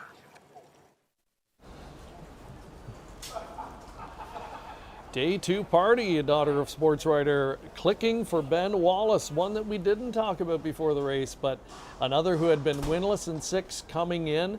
The benefactor, though, of some hot early fractions and a lot of racing up front in front of her. And Doug McNair, Johnny, on the spot to click for the 1:52-4 victory. So breaks the maiden and does it in style. Yeah, and all the Robert Off players are going to love this one, Greg, because my best bet in the journal last week in the elimination did not come back to her tonight anywhere in my top 4. So interesting. Data Party changing tactics, right? Was put in the lead last time and couldn't withstand the heat. Ended up finishing third to In the Mood. This time off the pace, much different story. Nice victory. And the early, the way the race unfolded early with Winks going to the front really surprised me because last week able to win, stayed covered up and exploded home. So, to be that aggressive tonight was not what I expected. And when that happened, it really changed the complexion of the race, I thought, and set it up for almost anybody to win. And sure enough, it's a 14-1 proposition kind of coming out of the clouds and getting it done. And you'll see that on nights like tonight when a couple of the favorites get involved early. That's what can happen. It looks like Delight by Emma, who did end up going off as the favorite, does rally for the deuce. So a good season for her. She doesn't quite cap it off with the championship victory, but a good result in the final from a tough post position. Day to Party, though, what a time to break your maiden, and there likely will be a party when it comes to their connections tonight. Yeah, and there should be, right? I mean, you break your maiden in that kind of fashion, going for $60,000 in a championship event. And you know, we've kind of been waiting for a race like this all night, right? Where there was real big fractions throughout, and you know, no breathers at any point in the race, and that really did in winks. And Do It for Josie actually raced well to still get a piece of it, really, because she got the worst of it on the outside there. So, you know, we might see another one like this before the night's over, but you know, Doug McNair, like you said, Johnny on the spot, capitalized with a nice victory with Data Party. Yeah, we saw that last year. I remember Grassroots Night, we were on COSA-TV, and it was one of the most entertaining programs of the year. Had a little bit of everything and lots of action, long shots, close finishes, etc. And so yeah, you kind of expect to see that on nights like tonight. We're seeing a little bit more of it later on here on the card. Doug McNair won with Mayhem Hanover earlier in that overnight, and now clicks here with the victory. Ben Wallace, another of the veteran trainers now on our circuit that, you know, the list of champions he's developed in his career and trained and raced in big races reads like a who's who. And this one maybe doesn't quite live up to that billing yet, but really heading in the right direction and ending the rookie campaign off on a high note. Yeah, definitely one that we'll keep an eye on going forward. You know, finished fourth at Prohibition Legal in a gold event, and I think really most people just jumped off because of the performance last time. It was bet down to near favoritism, and now you get 14-1. Alrighty, and it looks like we've got the prices now in for this 8th race, and they will be some nice returns, no doubt. The winner, Data Party, $31.90. Your exacta combination pays $165. The 20-cent super, another good one there, a little over $336. And again, this is really going to put a jolt into the late pick 5. And here in the 8th race, right in the middle leg, Data Party, a double-digit winner. So we have 6 of our OSS championships now complete and 2 more to go. Let's take another quick commercial break, and when we come back, we will set the stage for the 3-year-old colt and gelding trot.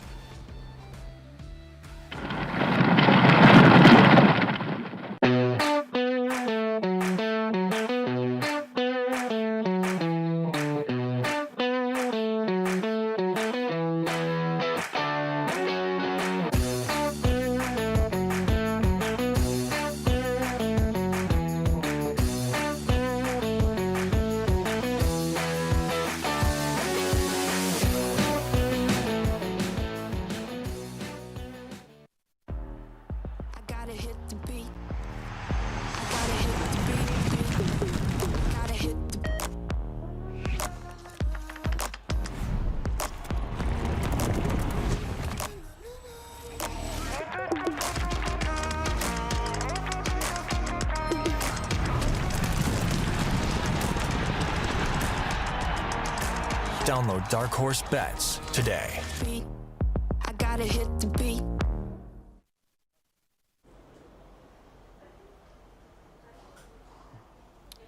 Welcome back as we get set for tonight's 9th race. You're watching live coverage of the Grassroots Championships from Woodbine Mohawk Park here on COSA-TV. And 2 more of those beautiful OSS blankets will be given away here this evening. And we've got 4 Whelan as the heavy favorite early on in the wagering in this upcoming contest. And we'll give you a look at the field page in just a moment, and we'll take a look at the leaderboard as well in this particular division.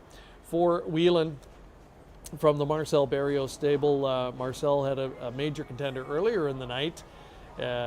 Didn't get the win though, and it'll be a similar profile for 4 Whelan here, as many expect he can come through and get it done. Yeah, and you know, there'll be our second repeat winner of the night if he does. So, you know, 4 Whelan, one that I think you have to consider in here, and wouldn't that be a story if we actually had 2 come back to win at 3 that were champions at 2? Sweet Soul David, he is the divisional point leader, and by far it's been another excellent season for him. Great story behind this one as well. And in fact, we're going to hear from his owner and trainer, Pat Lang, following the post parade. So we're looking forward to that. Let's give you a look at that leaderboard for this particular category. And as mentioned, Sweet Soul David, another excellent season.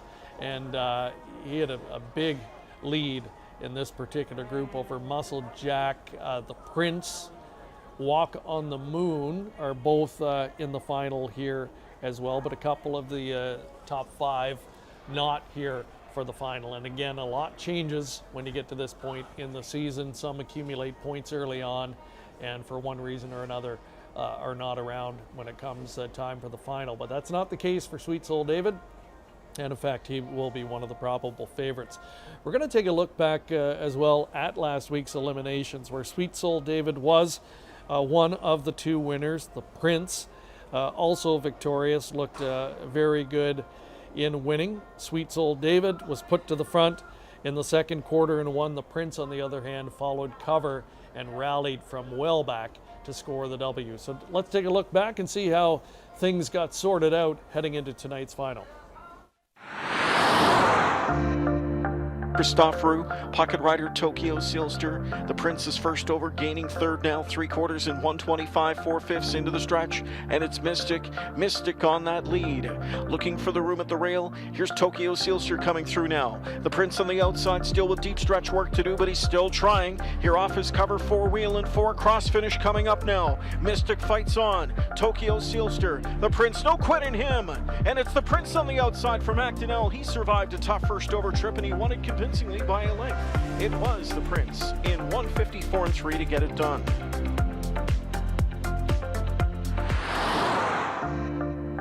Worldly Good Times on cover. Off stride went You Are in Trouble Hanover. He made a mistake at the top of the stretch. 3/4 in 127 and 1. A 30-second third quarter for Sweet Soul David, who got things his own way around the final turn.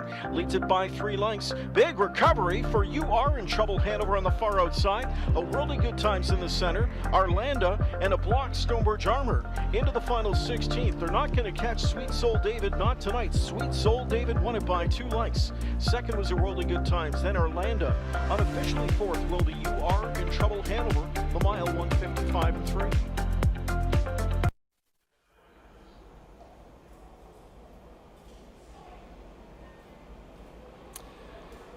Good look back at the eliminations from a week ago. The Prince really really caught your eye, I should say, Robert, with that victory last week. His second straight. He'd won a Grassroots division the week prior in 53 and change, and had to fight hard for the victory last time out and kind of pull one out of the fire, and did. Does he give Chantal Mitchell her second Grassroots win of the night? I hope so, because I put the Prince on top, Greg. But you know, the Prince, what's impressed me about this gelding is that he's really just been, you know, overcoming so many difficult trips throughout the season. He goes out there and gives us all every single start. He's hit the board in 10 of 12 and had to deal with a lot of difficult posts earlier in the season coming up to the non-winners ranks. So I don't think post 9 is that big of an issue for him tonight. Surprised to see he's at 4-1 on the board right now, and he's one that I think brings his A game every single week, and we're going to see another strong effort from the Prince tonight. Sweet Soul David, another one, just continues to turn in his race, and he's so versatile. He's very handy and just knows how to win. That's what he's done over the course of his young career. He's 8 for 18, rarely ever misses the board. He's just very reliable, beautiful gaited individual, and I think he's just going to get better, I think, as he gets older as well. And again, you've got the great storyline behind this guy, and he won with authority last week in 55 and 3, and there's something to be said for that. How do you approach that when you've got 2 elimination winners? One had to work really hard and fight and get there. The other one had an easier time of it. Do you usually, think they're going to be a little bit fresher coming into the final? I think that those are the 2 horses I like, right? The Prince and Sweet Soul David. I'm surprised right now that 4-wheel is getting hammered at even money. I guess it's the thought that he's going to bring his A game when the chips are down like he did last year. But Sweet Soul David's won 4 out of 5 of his Grassroots divisions, and that Dream of Glory effort, we were there for that race. Finished second to Publicity Seeker, who's a gold level horse. So Sweet Soul David is one I think you have to respect, and I like his chances tonight. I went to the Prince hoping to get a bigger price on him than Sweet Soul David, and I'm looking at 4-1 right now on that Son of Cadabra. And when you look at the stallion rankings in this division, Archangel leading sire for 3-year-old colt trotters in the OSS this year. Sire of the Prince also has Walk on the Moon representing him here in this spot.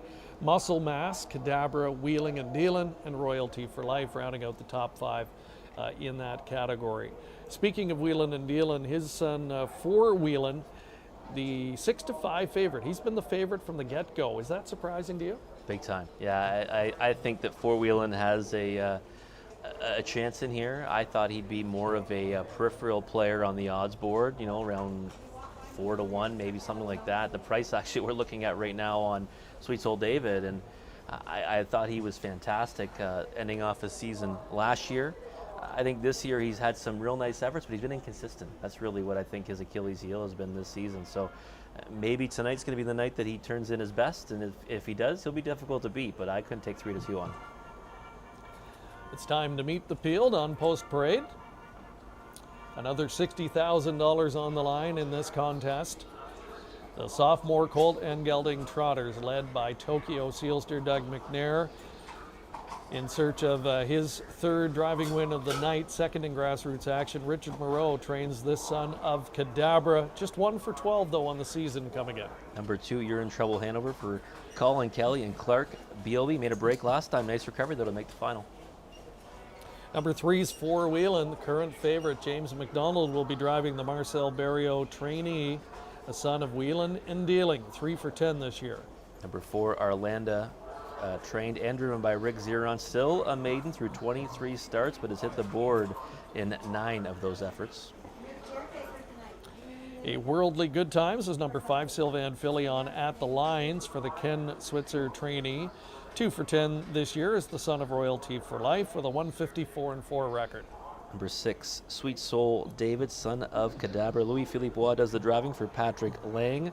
Was the Balanced Image champion last year, and 4 victories in grassroots divisions this season.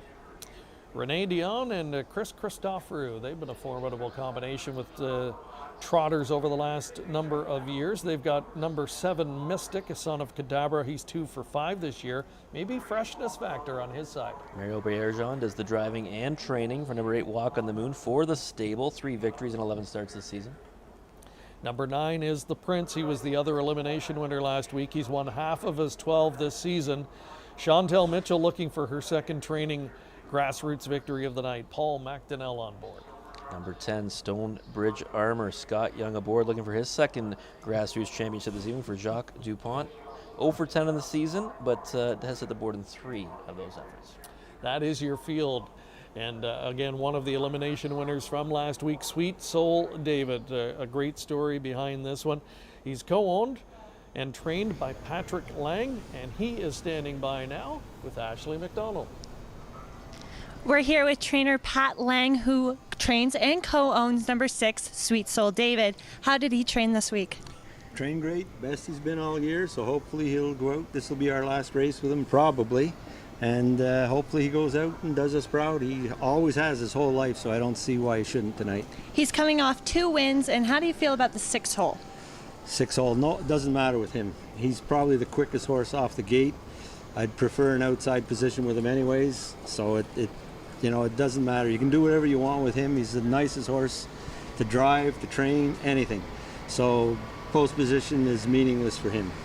Thank you very much. Best of luck to you, trainer Pat Lang of Sweet Soul David. Thank you. All right, thank you, Ashley and Pat Lang. And just a tremendous story, this guy, and it'll be wonderful to see him come through with a victory here and kind of cap off the dream season again for him. And it kind of started last year. We saw him winning the marquee event for 2-year-olds at Hanover, and really since then he's remained a top performer in the stakes action. Yeah, he was a dominant winner in that event as a rookie, and this season he's done no wrong. I mean, it's surprising, now coming down to 5-2, that's where he probably should be, even lower really off his season that he's had. 6 out of 10 wins and 9 on the board, and Pat Lang certainly seemed confident, didn't he? That might drive the price down a little bit. Yeah, he did, and that's good. And he's a great looking individual. That's what I noticed about him right from last year when we saw him, and again this year. He looks like he's in peak condition all the time, and his manners are perfect, and that goes a long, long way for a young trotter. And gate speed, right? Gate speed is something that's, it's something that, sometimes you can't teach them. And he's one that can get off the gate with anybody. And I think Pat kind of just, touched on that he doesn't really mind even drawing outside with this one. In fact, he preferred being outside because of that gate speed. But as we're talking more and more, Greg, down to 9-5 on the board. Yeah, and I think that, the shift is what we expected now as Whelan, who is taking all of the early support, drifts up. This guy won't be hard to find on the racetrack. You're in Trouble, Hanover, a rare gray son of Cadabra. I can't remember seeing another one. I'm sure there is, but this guy's got some ability. Just 2 for 10 this season, but has been trotting in the 54-55 range. Made a little bit of a miscue in the middle stages last week, but still able to hold on for 4th and qualify for the final here tonight. He's got post 2 to work with today. Talk about how you see the trip unfolding, and specifically in regards to the Prince, the horse that you like in here, because he's been able to, use those stalking type trips to win recently. Maybe going to be a little more difficult to be situated in that second over spot tonight from post 9. Yeah, I think it might be, but the Prince is one that earlier in the season, he had such horrible luck at with the post draws. He had the 10-hole multiple times in the non-winners events coming up through the ranks, and he's no stranger to these outside posts. So when I saw post 9, obviously, when you like one and you want to back one, you want to see a better draw than that. But I really think he can overcome it, and I think that he's got enough speed to get away, and as long as he beats a few off the gate, he'll be situated in striking range, and I think be able to get the job done. Right now we're watching an incredible shift on the odds board, Greg, because we saw number 6, Sweet Soul David, drop down to 2-1. Now the Prince gets dropped down to 9-5. So the 2 horses that we kind of figured would take the support are now doing so. And for me, I think that Paul McDonnell, he's had himself one heck of a season. I think he'll work out a good trip for the Prince tonight. The number 2, You're in Trouble, Hanover, undergoing some last-second equipment adjustments, but looks like he is good to go. So we're getting very close to post time here. The Prince is a son of Archangel, and we talked about the impact that he's had. Specifically this past season or 2 here in Ontario. His name has really started to come to the forefront again. A number of top stakes performers in the provincial program. And you go back, probably his most well-known performer until the last few years was Guardian Angel Oss, been able to win at the top level. But here in the provincial program, really turning heads, and the Prince and Walk on the Moon represent him in here. So good to see, with horses like Archangel, Resolve, Wheeling and Dealing, really starting to add to the depth in the trotting ranks, especially in the stallion side, and especially when you've got one like a Muscle Mass that has been pretty dominant. Yeah, for sure. And we look at this race and we see so many by Cadabra. Right now, we need to see someone to kind of take that torch, and be the ones that have the bulk of the younger horses here in Ontario going postward in these events. And Archangel is one that in writing the Horse Players Journal, Greg, I find myself typing that name very often, whether it be OSS events or in overnights. So one that's certainly making his mark on the sport.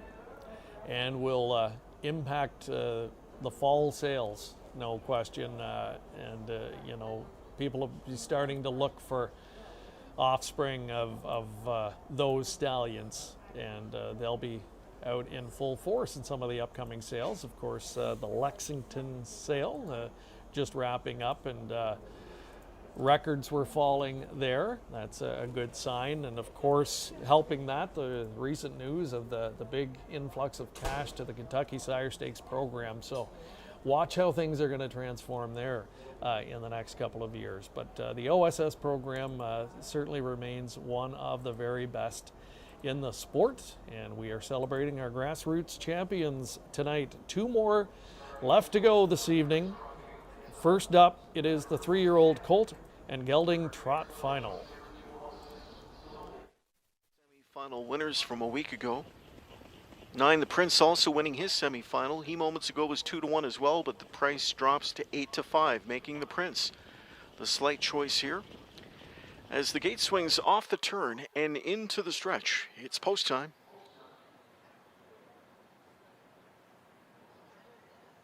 Trotters ready for a start. And they're off, and a good beginning for Sweet Soul David, who marches off the gate well. Way out wide, trots up Stonebridge Armor as he gets airborne early from the extreme outside at 99-1. Stonebridge Armor takes charge. Trotting past him now goes the Prince. Sweet Soul David in between horses early, up into third and driving on now. Backed off fourth goes Four Wheelin'. Situated fifth is Mystic. Six towards the rail. Left out Tokyo Sealster. Then You Are in Trouble Hanover. And the final three in the field going by the quarter are Walk on the Moon, Arlanda, and A Worldly Good Times. First panel 28 1/5 into the backstretch here. And it's the Prince and McDonnell up front by 2.5 lengths. Sweet Soul David is second. Stonebridge Armor third. Four Wheeling continues to track them in fourth. Mystic is fifth. Sixth across the backstretch at Tokyo Sealster. Then You Are in Trouble Hanover. Walk on the Moon. Next to last is Arlanda. And the trailer remains A Worldly Good Times.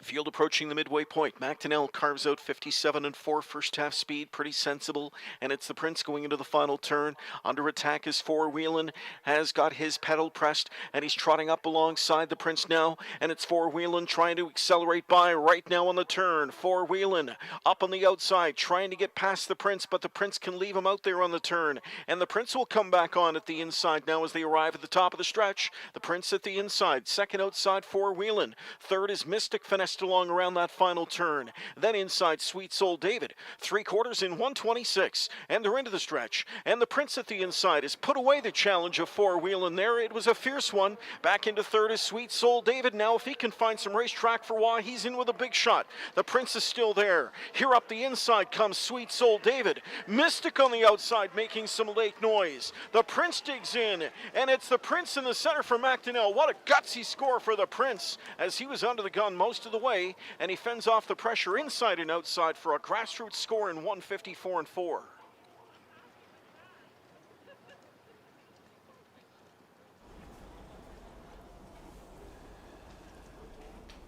G for guts there. Full marks for the victory there. The Prince, he earned every bit of it. And, you know, I made the comment just before they went to the gate. You know, is he going to be able to work out the right kind of a trip? Is he going to be a little too far back? Will he be maybe third over tonight? And Paul answered that question immediately by showing tactical speed off the gate. And I think that's what makes this colt so good. And, you know, something a little more special than a typical Grassroots performer. That was a gutsy effort. He had to show the early speed, took tremendous pressure in the third quarter, and responds like a good one does. Yeah, there was you know, no doubt who the best was in there. I mean, it got dicey late, but only because he was used so hard. And I love what McDonnell did. I mean, you know, he thinks he's got the best horse in the race. If you got that tactical speed, go to the front. And he got there easy from post 9, and you know, Four Wheeling came to challenge. We both kind of said, "Oh wow, who's this?" And we see it's the 2-year-old champion coming at him, and he turned that one away, and then fights off a couple of real nice horses to the wire, Sweet Soul David and Mystic, who got a perfect trip. So full marks for the effort, the Prince. And like I said, this is a horse that every time he steps in the racetrack, I see him bring his A game. He did it again tonight. So he is a very deserving Grassroots champion, and for Archangel, another winning credit for him. Paul McDonnell, Chantal Mitchell enjoying a productive night. And for Chantal, we interviewed her earlier this evening. She was not thrilled, obviously, with the post positions she had, but she remained confident and optimistic that they could both pull through, and they both did, and did impressively. Earlier, a post 10 win with Armstead Cole, and here the Prince delivers the victory here. And, you know, she went with a couple of the veteran drivers too. Paul McDonnell here, Randy Waples earlier tonight, and both got really perfect steers under the circumstances. Yeah, definitely. You know, I just love how aggressive McDonnell was there. And the Prince was up to the task, and he knows that coming into it. He didn't want to get stuck first over again, or maybe be too far out of it. So he just said, you know what, I'm just going to go and right to the choo-choo with this one. And the Prince, again, just gave him everything he had. And 7 of 13 now on the season, and one that's kind of transitioned to the Grassroots program a little later on in the year, and we often see those ones are the ones that emerge victorious in the championship. A very happy Winter Circle celebration. Our 7th one of the evening so far, and we have one left to go, wrapping up our 8-race championship night. There's Karen Allen representing the Ontario Sire Stakes with the trophy presentation, and congratulating Chantal Mitchell again, who has a very lucrative training double here this evening, and has the Prince wrapping up his season in fine form. And yeah, I'm really excited to see what this horse ultimately ends up being. He's got all the tools, right? Big, strong, good-looking colt, well-gated, versatility. We've seen that on display here in recent weeks. And he's got that intangible that you can't teach. He wants to win, and he demonstrated that clearly tonight. And he delivers as the better choice here. There's the look at the pari-mutuel returns. Sweet Soul David, a solid runner-up finish. Mystic, who loomed boldly. It looked like it could be another long shot winner, and he has to settle for third with Four Wheelin', who made that big move on the final turn, rounding out your superfecta return here in race number 9. So one more to go. It's the Grassroots Championship for 3-year-old colt and gelding pacers, and it's coming up next on COSA-TV. For over 25 years, Tara Hill Stud has worked with partners to help produce champion stallions. We are proud to have bred great racehorses like Fade Out, Shower Play, Precious Delight, and There's a Demon in Me. Our stallions, past and present, have had tremendous success while making a huge impact on racing across North America. Mr. Levesque, Mach 3, Cadabra, Muscle Mass, and Precious Bunny, to name a few. Our stallions' progeny have won major events, including the Hambletonian. Tara Hill Stud are currently standing 9 of the industry's top stallions. Alarm Detector, Control the Moment, Dance and Lou, Flanagan Memory, Green Manalishi, He's Watching, Muscle Mass, Resolve, and Sports Writer. Our facility is modern, our staff knowledgeable.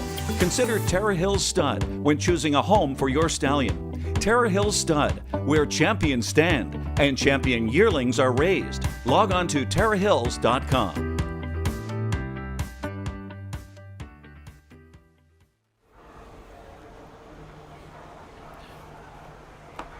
A look at the OSS trophy that is up for grabs in our finale this evening, our 8th and final Grassroots contest. Another $60,000 purse, and we've got the glamour boys, if you will, of the Grassroots division here. Field of 10 3-year-old colt and gelding pacers.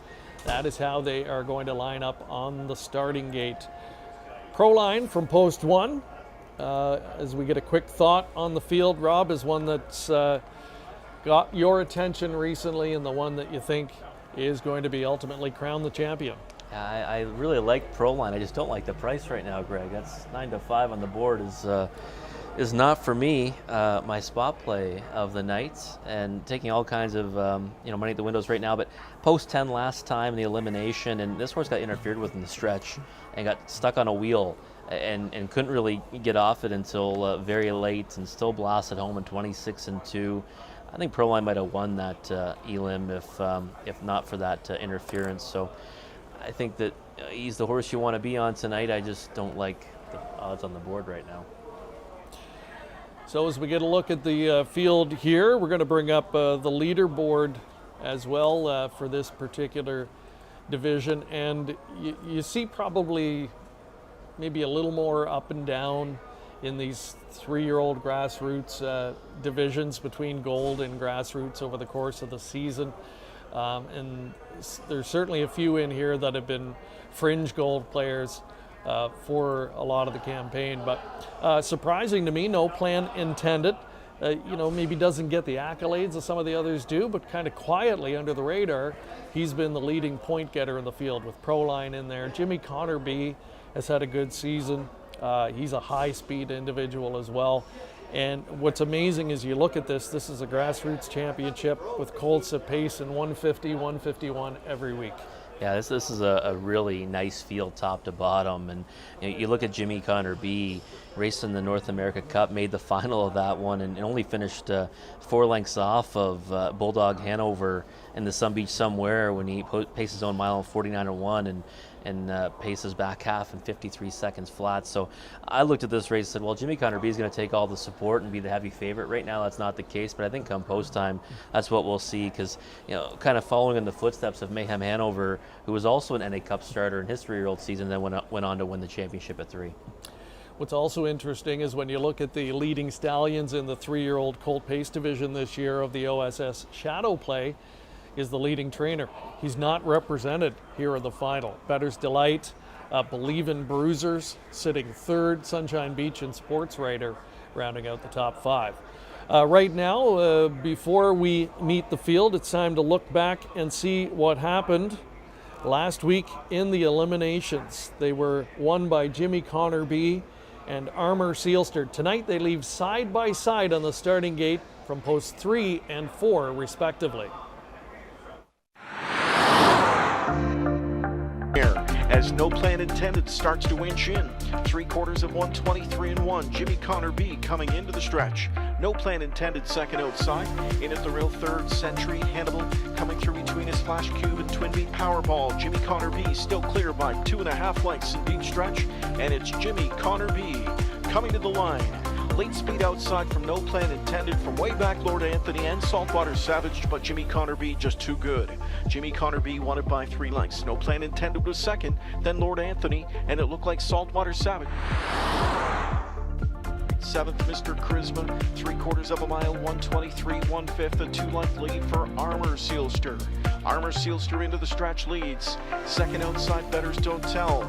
Launched off cover comes Stonebridge Rex for the drive. In deep stretch, Armour Sealster leads the way. 16th of a mile of racetrack for him to cover, and he's still there by 2. Outside, Stonebridge Rex. Proline is powering up on the far outside late. It's Armour Sealster holding on. Armour Sealster to win it. Late driving Proline second, then Stonebridge Rex and Can't Stop Lying and Betters Don't.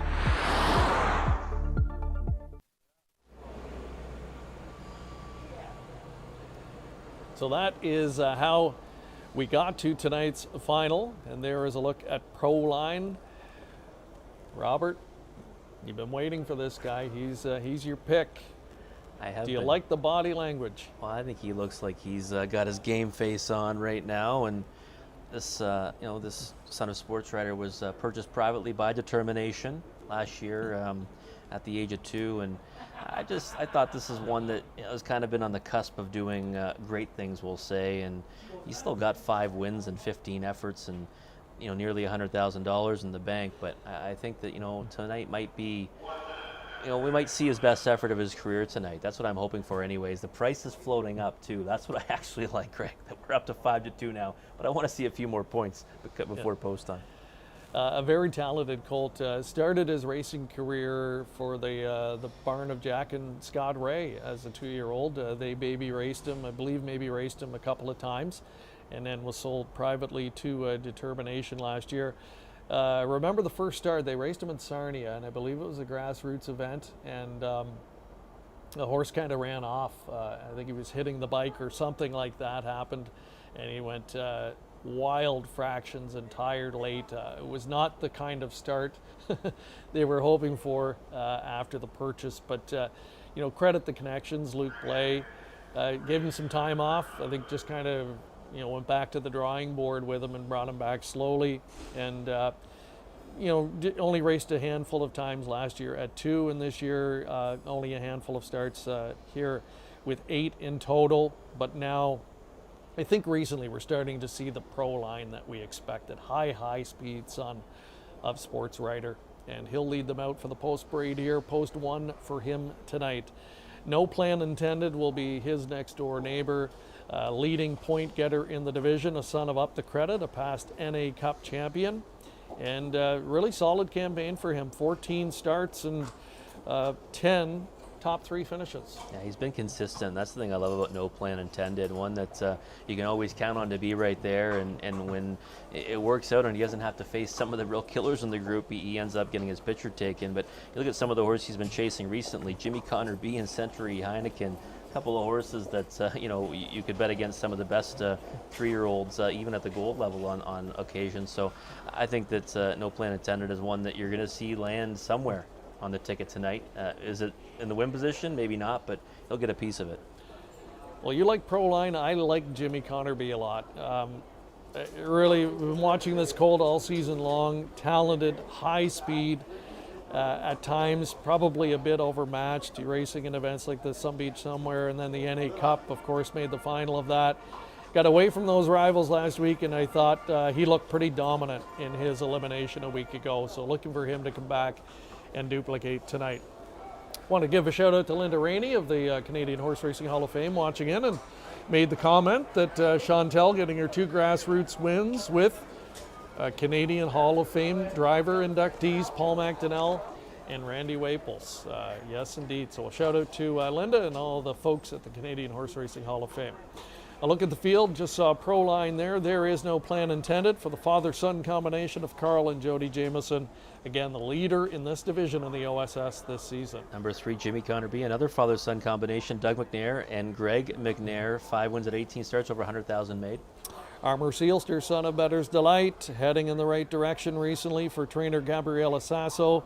4 for 11 this season, 8 top 3 finishes, and a sparkling 150-3 win last week in his elim. Number 5, Lord Anthony, James McDonald aboard for Jay Coughlin, one that's kind of burst onto the scene recently, 2 wins at 8 starts. Can't Stop Lion 6 for Nick Gallucci, who we'll hear from after post-parade. Louis-Philippe Waugh doing the driving. Number 7, Century Hannibal, Randy Waples looking for his 2nd championship of the night for Jim Ritchie. Stonebridge Rex 8, Chris Christopherou gets the driving assignment for trainer Greg McNair, one of a couple he has in the field. Number 9, Saltwater Savage, Trevor Henry aboard for Dr. Ian Moore. 6 on the board finishes in 14 starts. And Sean Beliveau trains for Troy Mark of Simcoe, Ontario. Number 10, Betters Don't Tell. We'll have Mike Saftik on board. One of the busiest this season with 19 trips posted and 61,000 plus in the bank. So that's your field of 10. As mentioned, Nick Gallucci sends out 6, Can't Stop Lion. Already a Grassroots winner earlier in the night, scored with Cyclone Sister. He'll look to double up here, and he's standing by with Ashley McDonald. We're here with trainer Nick Gallucci, and how did our boy warm up this morning? Can't Stop Lying warmed up very well. It's the first time we warmed him up in a long time, and he seems like he's on his toes for tonight. Perfect. And how did he train this week? He seems really good. He hasn't had the best couple weeks leading into his last race, but this week seems like everything's moving forward the way it should be. So. And with post position number 6, any fear? No fear. At this point, I've done everything I can do, and you couldn't really ask for a better post position to start with at Mohawk, and I assume he's going to be forwardly placed, so I'll have to play it by ear. Thank you very much, trainer Nick Gallucci for number 6, Can't Stop Lying. Back to you, boys. Thank you, Ashley, and thank you to Nick Can't Stop Lying, a son of Sunshine Beach, who again, 4th place finisher last week, 4th the week before, not beaten all that badly. Go a little deeper though, go 5-6 lines down, and he's right there with horses like Better's Son in 149, 150 miles. So, it's just a case of, can they have him a little bit better this week than he has been the last couple? Yeah, he's one that could certainly jump up in here and be a factor. There's no question about that. Earlier in the season, he enjoyed a little more success than he's had in recent starts, but Can't Stop Lying is a horse that he's got that tactical speed, right, that puts him into play, and if he can ever sit the right kind of trip, he can get a piece of it in here right now at 10-1. Armour Sealster is an interesting story. Here's a horse that didn't find the winner's circle last year in 8, made a little under $9,000. Really a disappointing campaign for a horse who was a $95,000 yearling purchase. This year, though, a much different story. 11 starts in, he's hit the winner's circle 4 times, and has really ramped up, I would say, in the last 5 or 6 starts. He's found another gear. He's the type of horse, we see him on screen now, that's going to catch your eye on the track. He's an absolute tank of a racehorse, and a real physical specimen, and starting to realize some of the potential that they thought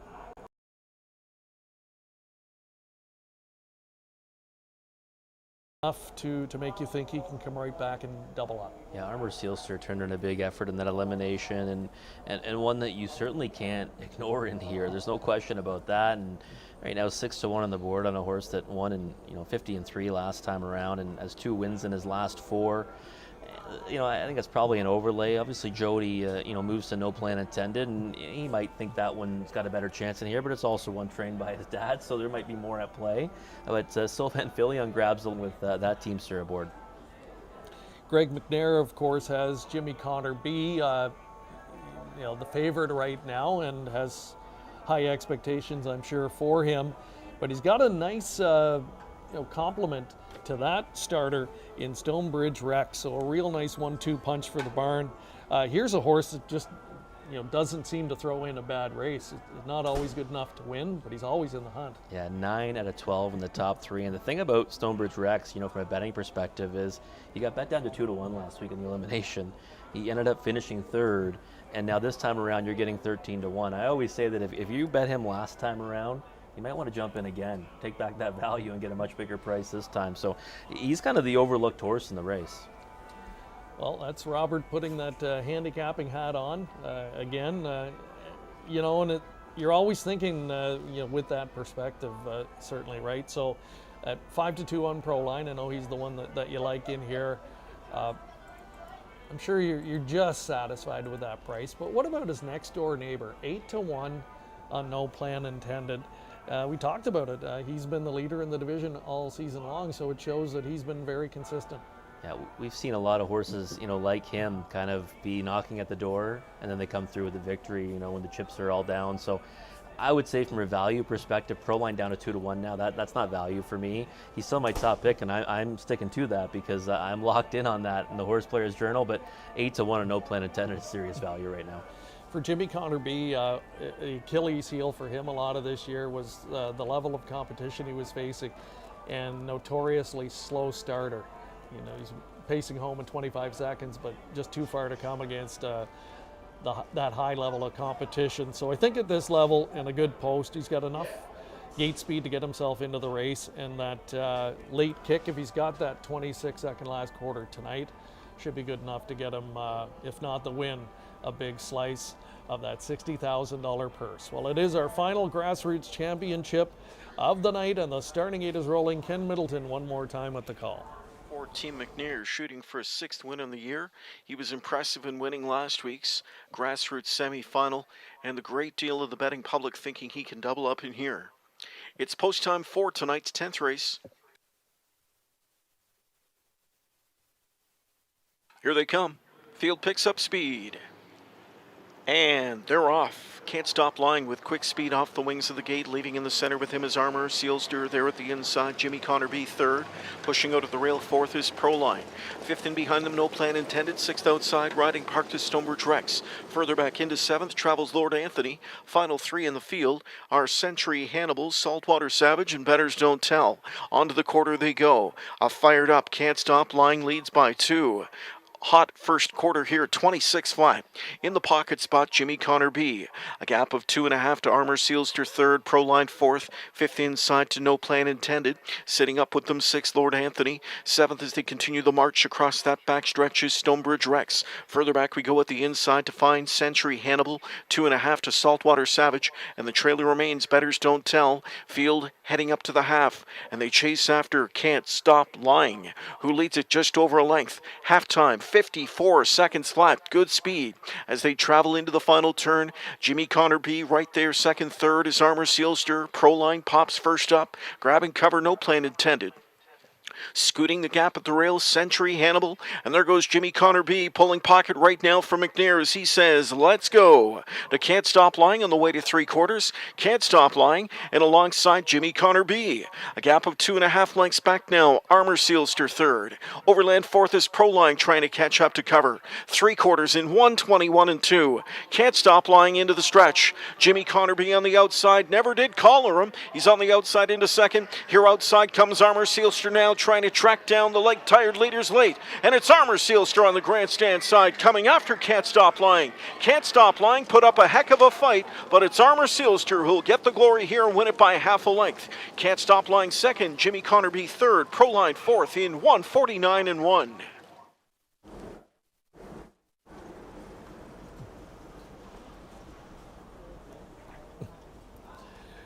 Armor Sealster getting good at just the right time as we're now deep into the 2021 campaign, and he was never better than tonight. Trip really sets up nicely in front of him, but he still had to pace a 1:49 and 1 mile to go by a couple of gritty ones, including Can't Stop Lying. Boy, did he come with his A game tonight. Yeah, Can't Stop Lying. What an incredible effort. You know, goes to the front tonight and takes on Jimmy Connor B around the final turn, puts that one away, but could not hold off Armor Sealster. And, you know, nice to be Sylvain Filion picking up this drive tonight. You know, Jody moving over to drive, you know, his dad's horse, no plan intended, and Sylvain picks up this live steer and now has himself a OSS Grassroots Championship. And yeah, this horse is just getting better and better. And again, I've liked the look of him right from day one. Just a nice sized horse, beautifully gaited.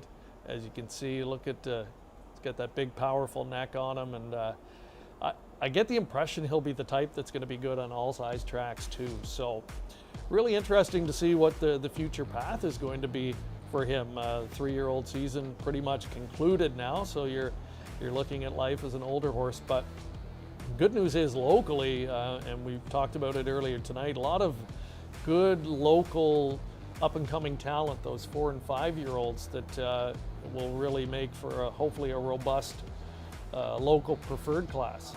Yeah, definitely. We've got quite a few actually in this event that I think we're going to see a lot from going forward. And you know, we saw Armor Sealster get the job done. And, you know, Can't Stop Lying, you know, probably, you know, deserved to win that race off that performance, really, going to the top there and taking on the favorite Jimmy Connor B. And you know, and listen, I think that we haven't seen the last from them either. Jimmy Connor B, you know, had a fantastic season, and Proline didn't fire today, but I still think there's more left in that tank, you know, going forward. Yeah, well, for Proline, you look only 8 starts this season. And you know, last week was the first week where he'd really gone any speed close to what he was going to see tonight. It was charted in 50 and 4 last week, went even faster in that tonight. Unfortunately, only good enough for a 4th place finish. So here we are. It's amazing. We're in mid-October, and we're watching Grassroots finals going 1:49 and 1. So it's incredible how much talent there is in the program. Armor Sealster, late in the year, has suddenly put his name on the map in a big way. And he caps off our Grassroots Championship night with a bang. 1:49 and 1 career best, clocking for the son of Better's Delight, Gabriela Sasso. Doing the training, Jeffrey Corshane and the Mart West Racing Stable. Share ownership, Sylvain Filion again picks up the very lucrative catch driving assignment. And the victory tonight, we should mention as well, puts him over the $100,000 mark in seasonal earnings. Gets the nice hardware to go along with it, the beautiful OSS blanket, and of course the beautiful OSS trophy as well. So still awaiting the mutual returns. Can't Stop Lying, the runner-up, but we should talk about his effort. Much better than we saw in the Elim. In fact, he just kind of squeaked into the final. Yeah, it was. It's interesting, right? Some of these horses, sometimes, you know, just get the Cold Creek case.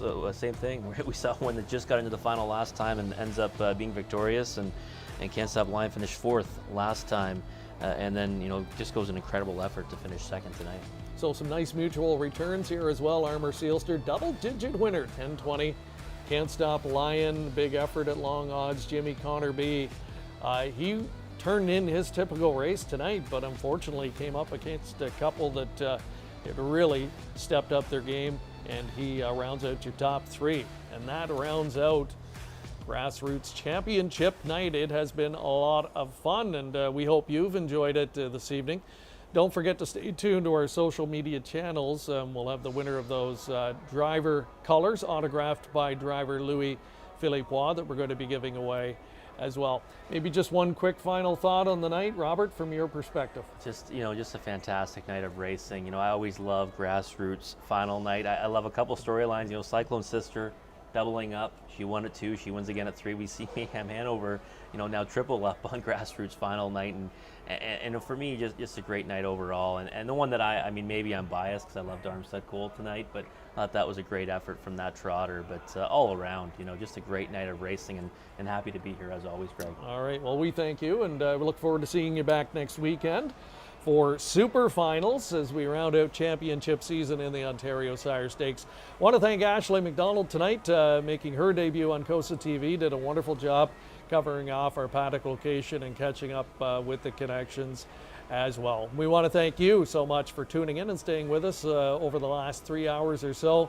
Hope you've enjoyed it, and mark next weekend on your calendars. We'll be doing it all over again, but next week it is the big guns, the Super Finals in the OSS. 8 championships in store for you, and we'll have it all for you here on COSA-TV.